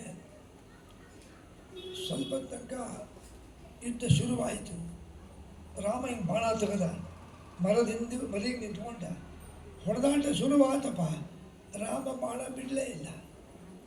ಅವನು ಏನು ಮಾಡಿದ, ಆ ವಾಲಿ ಎಲ್ಲಿ ಬೇಕಾದ್ರೆ ಗದೆಯಿಂದ ಹೊಡೆದ, ಬಾಯಿಂದ ಕಣ್ಣು ಮೂಗಿಂದ ರಕ್ತ ಬರಲಿಕ್ಕೆ ಹತ್ತಿಬಿಡ್ತು, ಕೆಳಗೆ ಬಿದ್ದ. ಇನ್ನೊಂದು ಸತಿ ಹೊಡೆದು ಸತ್ಯ ಹೋಗ್ತಿದ್ದವನು ಸುಗ್ರೀವ ಓಡಿ ಬಂದುಬಿಟ್ಟ. ಅಲ್ಲಿ ಒಂದು ಗೆರೆ ಇತ್ತು, ವಾಲಿಗೆ ಒಂದು ಶಾಪ ಇತ್ತು, ಆ ಗೆರೆ ದಾಟೋಂಗಿಲ್ಲ. ನೋಡು, ಆ ರೇಖೆ ದಾಟ್ಕೊಂಡು ಹೋಗ್ಬಿಟ್ಟು ಗೆರೆನ ಬದಿಕೊಂಡಿಯ. ಸುಗ್ರೀವ ಇದೇ ಕೊನೆ, ಇನ್ನೊಂದು ಸಾರಿ ನನ್ನ ಕಣ್ಣು ಬಿದ್ದರೆ ನೀನು ಸಾಯಿಸ್ಬಿಡ್ತೀನಿ ಅಂತಂದು ಹೋಗಿಬಿಟ್ಟ. ಇವನು ಮೂರ್ಛೆ ಬಿದ್ದಿದ್ದ. ಸುಗ್ರೀವ ಮೈಯಲ್ಲಿ ರಕ್ತ ಆಗಿ. ರಾಮ ಹತ್ತಿರ ಬಂದ. ಸುಗ್ರೀವ ಅಂದ, ರಾಮಚಂದ್ರ, ನಾ ಮೊದಲೇ ಹೇಳಿದ್ದಿಲ್ಲ ನಿನಗೆ ಆಗೋದಿಲ್ಲಪ್ಪ ಅವನು ಸಾಯಿಸ್ಲಿಕ್ಕೆ ಅಂತ. ನಮ್ಮ ಅಣ್ಣ ಮಹಾವೀರ ಅಂತ ಹೇಳಿದ್ದೆ, ನೀನು ಇಲ್ಲ ಇಲ್ಲ ಏನಾಗಲ್ಲ ನಾನು ಸಾಯಿಸ್ತೀನಿ ಅಂದೆ. ರಾಮ ಏನು ಕಾರಣ ಕೊಟ್ಟ? ಇಲ್ಲಪ್ಪ, ಬಾಣ ಹಿಡ್ಕೊಂಡು ನಿಂತಿದ್ದೆ, ನೀವಿಬ್ಬರು ಒಂದೇ ಥರ ಇದ್ದೀರಿ, ಒಂದೇ ಧ್ವನಿ, ನೋಡ್ಲಿಕ್ಕೆ ಒಂದೇ ಆಕಾರ. ಈಗ ಎರಡು ಕೋತಿಗಳು ಮರದ ಮೇಲೆ ಕೂತಾಗ ಗೊತ್ತಾಗ್ತದೆ ಅದ್ಯಾವುದು ಇಲ್ಲ, ಒಂದೇ ನಮೂನೆ ಇರ್ತವೆ ಕೋತಿಗಳೆಲ್ಲ ಒಂದೇ ಮುಖ. ನೀವಿಬ್ಬರು ಕೋತಿಗಳು ಒಂದೇ ಥರ ಇದ್ದೀರಿ, ನನಗೆ ಗೊತ್ತಾಗಲಿಲ್ಲಪ್ಪ. ನಾನು ಮರೆತು ನಿನಗೆ ಬಾಣ ಹೊಡೆದು ಬಿಟ್ರೆ ಅಣ್ಣ ತಮ್ಮ ಹೆಂಗೆ ಗೊತ್ತಾಗ್ತದೆ? ಅದಕ್ಕೆ ನನಗೆ ಗುರುತಾಗಬೇಕು. ಅದಕ್ಕೆ ಹನುಮಂತ ಬಾಯಿಲಿ ಅಂತ, ಸ್ವಾಮಿ ಏನು? ಅಲ್ಲೊಂದು ಮರ ಅದ ನೋಡು, ಬಳ್ಳಿ, ಅದು ಗಜಪುಷ್ಪ ಅಂತ ಬಳ್ಳಿ, ಅದರಿಂದ ಹೂ ತಗೊಂಡು ಒಂದು 15-20 ಹೂ ಪೋಣಿಸಿ ಮಾಲೆ ಮಾಡಿ ಒಂದು ಕೊರಳಿಗೆ ಹಾಕಿಬಿಡು. ಮಾಲೆ ಮಾಡಿ ಒಂದು ಕೊರಳಿಗೆ ಹಾಕು, ಬಿಳಿ ಹೂವಿಂದ ಮಾಲೆ. ಈಗ ಮತ್ತೆ ಹೋಗಲಿ ವಿದ್ಯಕ್ಕೆ. ಈಗ ಯಾರ ಕೊರಳಲ್ಲಿ ಮಾಲೆ ಇದೆ ಅವನು ಸುಗ್ರೀವ, ಯಾರ ಕೊರಳಲ್ಲಿ ಮಾಲೆ ಇಲ್ಲ ಅವನು ವಾಲಿ. ನಂಗೆ ಗೊತ್ತಾಗ್ತದೆ, ಸಾಯಿಸ್ತೀನಿ. ಅವನಂತ ಸುಗ್ರೀವ, ಅಲ್ಲ ನನಗೆ ಭಾಳ ಆಯಾಸ ಆಗಿದೆ ಅಂದ. ಹಿಂಗೆ ಮೈ ಕೈ ಆಡಿಸಿದ ರಾಮ. ನೋಡ್ರಿ, ರಕ್ತ ಎಲ್ಲ ಹೋಗಿ ಮತ್ತೆ ಶಕ್ತಿ ಬಂತು. ರಾಮ, ನಿನ್ನ ಕರಸ್ಪರ್ಶದಿಂದ ನಂಗೆ ಮತ್ತೆ ಶಕ್ತಿ ಬಂತು. ಆದರೆ ಈ ಸಾರಿ ನಾನು ನೇರವಾಗಿ ಹೋಗೋದಿಲ್ಲ, ಇನ್ನೊಂದು ನಿಂಗೆ ಪರೀಕ್ಷೆ ಮಾಡ್ತೀನಿ. ಈ ಪರೀಕ್ಷೆ ನೀ ಗೆಲ್ಲಬೇಕು. ಏನಪ್ಪ ಪರೀಕ್ಷೆ? ನನ್ನ ಅಣ್ಣ ಸಾಯಿಸಿ ಬಿಸಾಕ್ಯಾನಲ್ಲ, ದುಂದುಬಿ ಅಂತ ರಾಕ್ಷಸ, ಅವನ ದೇಹ ತೆಗ್ಗನೆ ಬಿದ್ದದೆ, 40 ಅಡಿ ಉದ್ದದೆ, ಒಂದು 10 ಅಡಿ ಅಗಲದೆ. ಅದನ್ನು ಸಾವಿರಾರು ಕಪಿಗಳು ಬಂದರೂ ದೂಕ್ಲಿಕ್ಕೆ ಆಗಲಿಲ್ಲ. ಆ ನಿನ್ನ ಒಂದು ಬಾಣ ಹೊಡೆದು ಆ ದೇಹ ಸಮುದ್ರಕ್ಕೆ ಬೀಳ್ಬೇಕು ಅಂತ ಮಾಡುವಂತ. ಹೌದಾ? ಎಲ್ಲದ ದೇಹ ಅಂದ, ಪರ್ವತದ ಅಟ್ಲಾಗಿದೆ ನೋಡ್ರಿ, ನಿಂತಲ್ಲೇ ಅಟ್ಲಾಗೇನು ಹೋಗಲಿಲ್ಲ, ಒಂದು ಬಾಣ ತೆಗೆದ, ಅಭಿಮಂತ್ರಿಸಿ ಹೊಡೆದ ನೋಡ್ರಿ. ಅದು ಹೀಗೆ ಹೋಗಿ ಆ ದುಂದುಬಿ ದೇಹಕ್ಕೆ ಸಿಕ್ಕು, ಸತ್ತಂತ ದೇಹ ಅದು ಸಿಕ್ಕು, ಹಿಂಗೆ ಎತ್ತಿ ಗರ ಗರ ಗರ ತಿರುಗಿಸಿ ಸಮುದ್ರಕ್ಕೆ ಅಷ್ಟು ಬಿಡ್ತು. ಆಶ್ಚರ್ಯ ಆಗ್ಬಿಡ್ತು ಸುಗ್ರೀವನಿಗೆ. ಅಪ್ಪ ರಾಮಚಂದ್ರ, ಸಾವಿರಾರು ಕವಿಗಳಿಗೆ ದೂಕ್ಲಿಕ್ಕೆ ಆಗಲಿದ್ದಿದ್ದು ನಿನ್ನ ಒಂದು ಬಾಣದಿಂದ ಸಮುದ್ರಕ್ಕೆ ಬಿತ್ತು. ಇಲ್ಲಿ ನಿಮ್ಮ ಮಹಾವೀರ. ಇನ್ನು ಒಂದು ಸಣ್ಣ ಪರೀಕ್ಷೆ ಏನು? ಇಲ್ಲಿ 7 ತಾಳೆ ಮರಗಳವ. ತಾಳೆ ಮರ ಅಂತ ಇರ್ತಾವೆ ನೋಡಿ, ತಾಳೆ ಹಣ್ಣು. ಅವು ತಾಳೆ ಮರ ಭಾಳ ಗಟ್ಟಿ, ಭಾಳ ಅಂದರೆ ಭಾಳ ಗಟ್ಟಿ, ಬೇಗ ಕೊಡ್ಲಿಯಿಂದ ಹೊಡೆದ್ರು ಕತ್ತರಿಸೋದಿಲ್ಲ ರೀ. ಅವು 7 ಮರ. ಅವರು ರಾಕ್ಷಸರ ಮರ ಆಗಿಬಿಟ್ಟಿದ್ರು. ಅವರು ಅಡ್ಡಡ್ಡ ಇದ್ದು ಅವನು ಕಿತ್ತಬೇಕು ಅಂತ ಕೊಡ್ಲಿಯಿಂದ ಹೊಡೆದ್ರು, ಗರಗಸದಿಂದ ಕೊಯ್ದ್ರು, ಗರಗಸ ಮುರಿದು ಹೋತು, ಕೊಡ್ಲೆಲ್ಲ ಕಿತ್ತು ಹೋತು, ಅವು ಒಂದು ಕಚ್ಚಿ ಬೀಳಲಿಲ್ಲ. ಕೊನೆಗೆ ಆಗಿನ ಕಾಲದ ಋಷಿಗಳು ದೇವತೆಗಳು ಇಂದ್ರಂಗೆ ಹೋಗಿ ಹೇಳಿದ್ರು, ಇಂದ್ರ ಅಲ್ಲಿ ಒಂದು 7 ತಾಳೆ ಮರ ಅವಪ್ಪ, ಋಷ್ಯಮುಖ ಮತ್ತು ಕಿಷ್ಕಿಂದೆ ಮಧ್ಯದಲ್ಲಿ ನಿಂದ ವಜ್ರಾಯುಧದಿಂದ ಆ ಮರ ಕತ್ತರಿಸು. ಹೌದಾ? ವಜ್ರಾಯುಧ ಹೊಡೆದು ಬಿಟ್ಟ, ಆ ತಾಳೆ ಮರ ಕತ್ತರಿಸು. ಅದು ಹೀಗೆ ಬಂದು ವಜ್ರಾಯುಧ ಒಂದು ತಾಳೆ ಮರಕ್ಕೆ ಹಿಂಗೆ ಜೋರ ಬಡೀತು, ಬೆಂಕಿ ಬಿಡ್ತು. ನೋಡ್ರಿ, ಕೊನೆಗೆ ಅದನ್ನು ಬಗ್ಗಿ ಹೋತು ವಜ್ರಾಯುಧ, ಒಂದು ಚುಕ್ಕಿ ಬೀಳಲಿಲ್ಲ ಅದಕ್ಕೆ. ಇನ್ನೊಂದು ವಜ್ರ ಹೊಡೆದ, ಅದು ಅಷ್ಟೇ ಹಿಂಗೆ ಬಂದು ಹಾಕಿತು, ಒಂದು ಚಿಕ್ಕಿ ಬೀಳಲಿಲ್ಲ, ಮತ್ತೆ ಬಗ್ಗಿ ಹೋತು. ಇಷ್ಟು ಶಕ್ತಿ ಆ ತಾಳೆ ಮರಕ್ಕೆ. ನೀನು ಆ ಒಂದು ತಾಳೆ ಮರದ ತಲೆ ಅಂದ ಮೇಲೆ ಈ ತೆಂಗಿನ ಮರದ ಗರಿ ಇರ್ತಾವಲ್ಲ, ಹಾಗೆ ತಾಳೆ ಮರದ ಗರಿಯನ್ನು ನಿನ್ನ ಒಂದು ಬಾಣದಿಂದ ಕತ್ತರಿಸಿಬಿಡು, ನೀ ವೀರ ಅಂತ ತಿಳ್ಕೊತೀನಿ. ಹೌದಾ? ಎಲ್ಲೋ ಒಬ್ಬ ಮರ, ಅಲ್ಲೊಂದು ಇತ್ಲಾಗೊಂದು, ಎಲ್ಲೆಲ್ಲೋ ಇದ್ದು, ಸ್ಟ್ರೈಟ್ ಲೈನಾಗಿ ಇದ್ದಿಲ್ಲ. ಸರಿ, ಮತ್ತು ಭಾಳ ಮಂತ್ರಿಸಿ ಹೊಡೆದ ರಾಮ. ನೋಡ್ರಿ, ಹೀಗೆ ಬಂದು ಒಂದಲ್ಲ 7 ತಾಳೆ ಮರಗಳನ್ನು ಕತ್ತರಿಸಿ ತುಂಡು ಮಾಡಿ, ಅದು ಬಾಣ ಮತ್ತೆ ಕೆಳಗೆ ಹೋಗಿ ಪಾತಾಳಕ್ಕೆ ಹೋಗಿ ಅಲ್ಲಿ ಎಷ್ಟೋ ಜನ ಕೆಟ್ಟ ರಾಕ್ಷಸರಿದ್ದರು, ಅವರನ್ನು ಸಾಯಿಸಿ ಮೇಲೆ ಬಂದು, ಸ್ವಾಮಿ ನೀ ಏನು ಕೆಲಸ ಮಾಡಿದೆ ಅಂತ ಬಾಣ. ಸುಗ್ರೀವನಿಗೆ ಆಶ್ಚರ್ಯ ಆಗ್ಬಿಡ್ತು. ನೀನು ಮಹಾವೀರ, ಈ ಸತಿ ಹೋಗ ನಿಮ್ಮ ಅಣ್ಣನ ಕರಿ. ಅಲ್ಲ, ಮತ್ತೆ ನೀನು ಹೊಡಿತೀಯ, ನೀವು ಉದ್ಯಮ ಮಾಡಿ ಹೋಗು. ಸರಿ. ಆಗ 1 ಗಂಟೆ ಬಿಟ್ಟು ಹಾಲಿಗೆ ಕುಡಿದು ಮತ್ತೆ ಶಕ್ತಿ ಬಂದಿತ್ತು, ಬಂದು ವಾಲಿ ಮತ್ತೆ ಬಾ ಅಂತ. ಅಯ್ಯ, ಅಲ್ಲೋ ಈಗಿನ ಹೊಡೆದು ಕಳಿಸಿದ್ದೆ, ಮತ್ತೆ ಬಂದೀಯಾ? ನೋಡು, ನಾನು ಹೇಳಿದ್ದೆ ಈ ಸತಿ ನಾನು ಕೆಳಗಿಳಿದು ಬಂದರೆ ನನ್ನ ಮನೆಯಿಂದ ಗುಡ್ಡಿನ ಮೇಲೆ ತಂದು ಈ ಸತಿ ನಿನ್ನ ಸಾಯಿಸ್ತೀನಿ, ತಮ್ಮ ಅಂತ ಕರುಣೆ ತೋರಿಸೋದಿಲ್ಲ, ನಿನಗೆ ಪ್ರಾಣದ ಆಸೆ ಇದ್ರೂ ಹೋಗು ಅಂತ. ಇರಲಿ, ನಾನು ತಯಾರಾಗಿದ್ದೀನಿ. ಆಗ ವಾಲಿಯ ಹೆಂಡತಿ ತಾರೆ ಅಂದ್ಲು, ಬೇಡ, ನನ್ನ ಮಾತು ಕೇಳ್ರಿ, ಗಂಡಂಗೆ ಹೇಳಿದ್ಲು, ಈಗಿನ್ನೂ ಹೊಡೆಸ್ಕೊಂಡು ಹೋಗಿದ್ದ ಮತ್ತೆ ಬಂದಾನೆ ಅಂದರೆ ನನಗೆ ಗುಪ್ತಚಾರರಿಂದ ಸುದ್ದಿ ಬಂದಿದೆ, ಸುಗ್ರೀವನ ಬಳಿಗೆ ರಾಮ ಲಕ್ಷ್ಮಣರು ಅಂತ ದಶರಥ ರಾಜನ ಮಕ್ಕಳು ಬಂದಾರಂತೆ. ರಾಮ ಅವನ ಅವತಾರ ಪುರುಷ, ಅವನು ಮತ್ತು ಅಲ್ಲಿ ಹೋದ್ರೆ ನಿಮಗೇನಾರ ಮಾಡ್ಬೋದು, ಬೇಡ. ಅವನಂದ ವಾಲಿ, ನಾನು ರಾಮನ ಭಕ್ತನೇ ಅಲ್ಲ, ಆದ್ದರಿಂದ ನನಗೇನು ಮಾಡ್ತಾನೆ, ನಾನು ಅವನ ಕೈ ಮುಗಿತೀನಿ, ನನಗೇನೂ ಮಾಡೋದಿಲ್ಲ, ನನಗೆ ಸುಗ್ರೀವ ಬೇಕು, ರಾಮನಿಗೆ ನಾ ಏನು ಸಂಬಂಧ ಇಲ್ಲ, ನಾ ಏನು ತಪ್ಪು ಮಾಡೀನಿ. ಸರಿ, ಯುದ್ಧ ಶುರುವಾಯಿತು. ಇನ್ನೂ 5 ನಿಮಿಷ ಯುದ್ಧ ಆಗಿತ್ತೋ ಇಲ್ಲೋ, ರಾಮ ಬಾಣ ಹೊಡೆದು ಬಿಟ್ಟ, ವಾಲಿಯ ಬೆನ್ನಲ್ಲಿ ನೆಟ್ಟು ಎದೆಯಲ್ಲಿ ಬಂದು ಬಿಡ್ತು. ತಪ್ಪಂತ ಕೆಳಗೆ ಬಿದ್ದು ನೋಡ್ದ, ರಾಮಚಂದ್ರ ಇದ್ದ. ನೋಡ್ರಿ, ಬಹಳ ಜನಗಳು ಇದನ್ನು ಹೇಳಿ ಮುಗಿಸ್ತಾ ಇದ್ದೀನಿ, ಕೊನೆಯ ಮಾತಿದು. ಇವತ್ತು ಬಹಳ ಜನ ಸಾಹಿತಿಗಳು ರಾಮನ ಬಗ್ಗೆ ಬರಿಬೇಕಾದ್ರೆ ರಾಮ ಮರ್ಯಾದಾ ಪುರುಷೋತ್ತಮ, ಇದು ಒಂದು ತಪ್ಪು ಮಾಡಿದ, ಏನು ವಾಲಿಗೆ ಹಿಂದಿಂದ ಬಾಣ ಹೊಡೆದ ಅಂತಾರೆ. ಅವರು ಸಾಹಿತಿಗಳಿಗೆ ತಿಳುವಳಿಕಿಲ್ಲ ಅಂತ, ಜ್ಞಾನ ಇಲ್ಲ ಸರಿಯಾಗಿ ಅವ್ರಿಗೆ. ಯಾಕೆ ವಿಮರ್ಶೆ ಮಾಡಬೇಕು, ಯಾಕೆ ಹಿಂದಿಂದ ಬಾಣ ಹೊಡೆದ, ಇದನ್ನು ವಾಲಿನೇ ಕೇಳ್ತಾನೆ. ರಾಮಚಂದ್ರ, ನಾನಿನ್ನ ಭಕ್ತ, ನನ್ನನ್ನು ಯಾಕಪ್ಪ ಹಿಂದಿನಿಂದ ಬಾಣ ಹೊಡೆದಿ, ನೀನು ನನ್ನ ಜೊತೆ ಮುಂದೆ ಬಂದು ಯುದ್ಧ ಮಾಡಬೇಕಾಗಿತ್ತು. ಅದಕ್ಕೆ ರಾಮ ಉತ್ತರ ಕೊಡ್ತಾನೆ, ಅಲ್ಲಪ್ಪ, ನಾನು ಯಾಕೆ ಹಿಂದಿನಿಂದ ಬಾಣ ಹೊಡೆದೆ ಗೊತ್ತಾ, ನೀ ನನ್ನ ಭಕ್ತ, ನಾನು ಇಲ್ಲಿಗೆ ಬಂದಾಗ ನೀ ಬಂದು ನನ್ನ ಕಾಲು ಹಿಡ್ಕೊಂಡ್ಬಿಡ್ತೀಯ ಪರಮಾತ್ಮ ಅಂತ. ನನ್ನೊಂದು ಪ್ರತಿಜ್ಞೆ ಇದೆ, ನಾನು ಶರಣಾಗತ ವತ್ಸಲ, ನನ್ನ ಕಾಲು ಹಿಡಿದವರನ್ನು ನಾನು ಸಾಯಿಸೋದಿಲ್ಲ. ಆದರೆ ಸುಗ್ರೀವನಿಗೆ ಮಾತು ಕೊಟ್ಟಿನಿ, ನೀನು ಸಾಯಿಸ್ತೀನಿ ಅಂತ. ಅವನಂದ, ಆಯಿತು, ಸುಗ್ರೀವನ ಮಾತು ಕೊಟ್ಟರೆ ನಾನು ನಿನಗೇನೋ ಅನ್ಯಾಯ ಮಾಡಿಲ್ಲಲ್ಲ, ನನ್ನಾಗಿ ಸಾಯಿಸ್ದಿ. ನನಗೆ ಮಾಡಿದ್ರೇನು, ನನ್ನ ಪ್ರಜೆಯಾದ ಸುಗ್ರೀವನಿಗೆ ಮಾಡಿದ್ರೇನು, ಮತ್ತೆ ನಿನ್ನನ್ನು ಯಾಕೆ ಸಾಯಿಸಿನ ಗೊತ್ತಾ, ನಿನ್ನ ತಮ್ಮನಾದ ಸುಗ್ರೀವನ ಹೆಂಡತಿಯನ್ನು ನೀನು ಕಳ್ಳತನ ಅಪಹಾರ ಮಾಡಿಕೊಂಡು ಹೋಗಿ ಅವಳ ಮೇಲೆ ಬಲಾತ್ಕಾರಕ್ಕೆ ಪ್ರಯತ್ನ ಮಾಡ್ತಾ ಇದ್ದೀರಿ.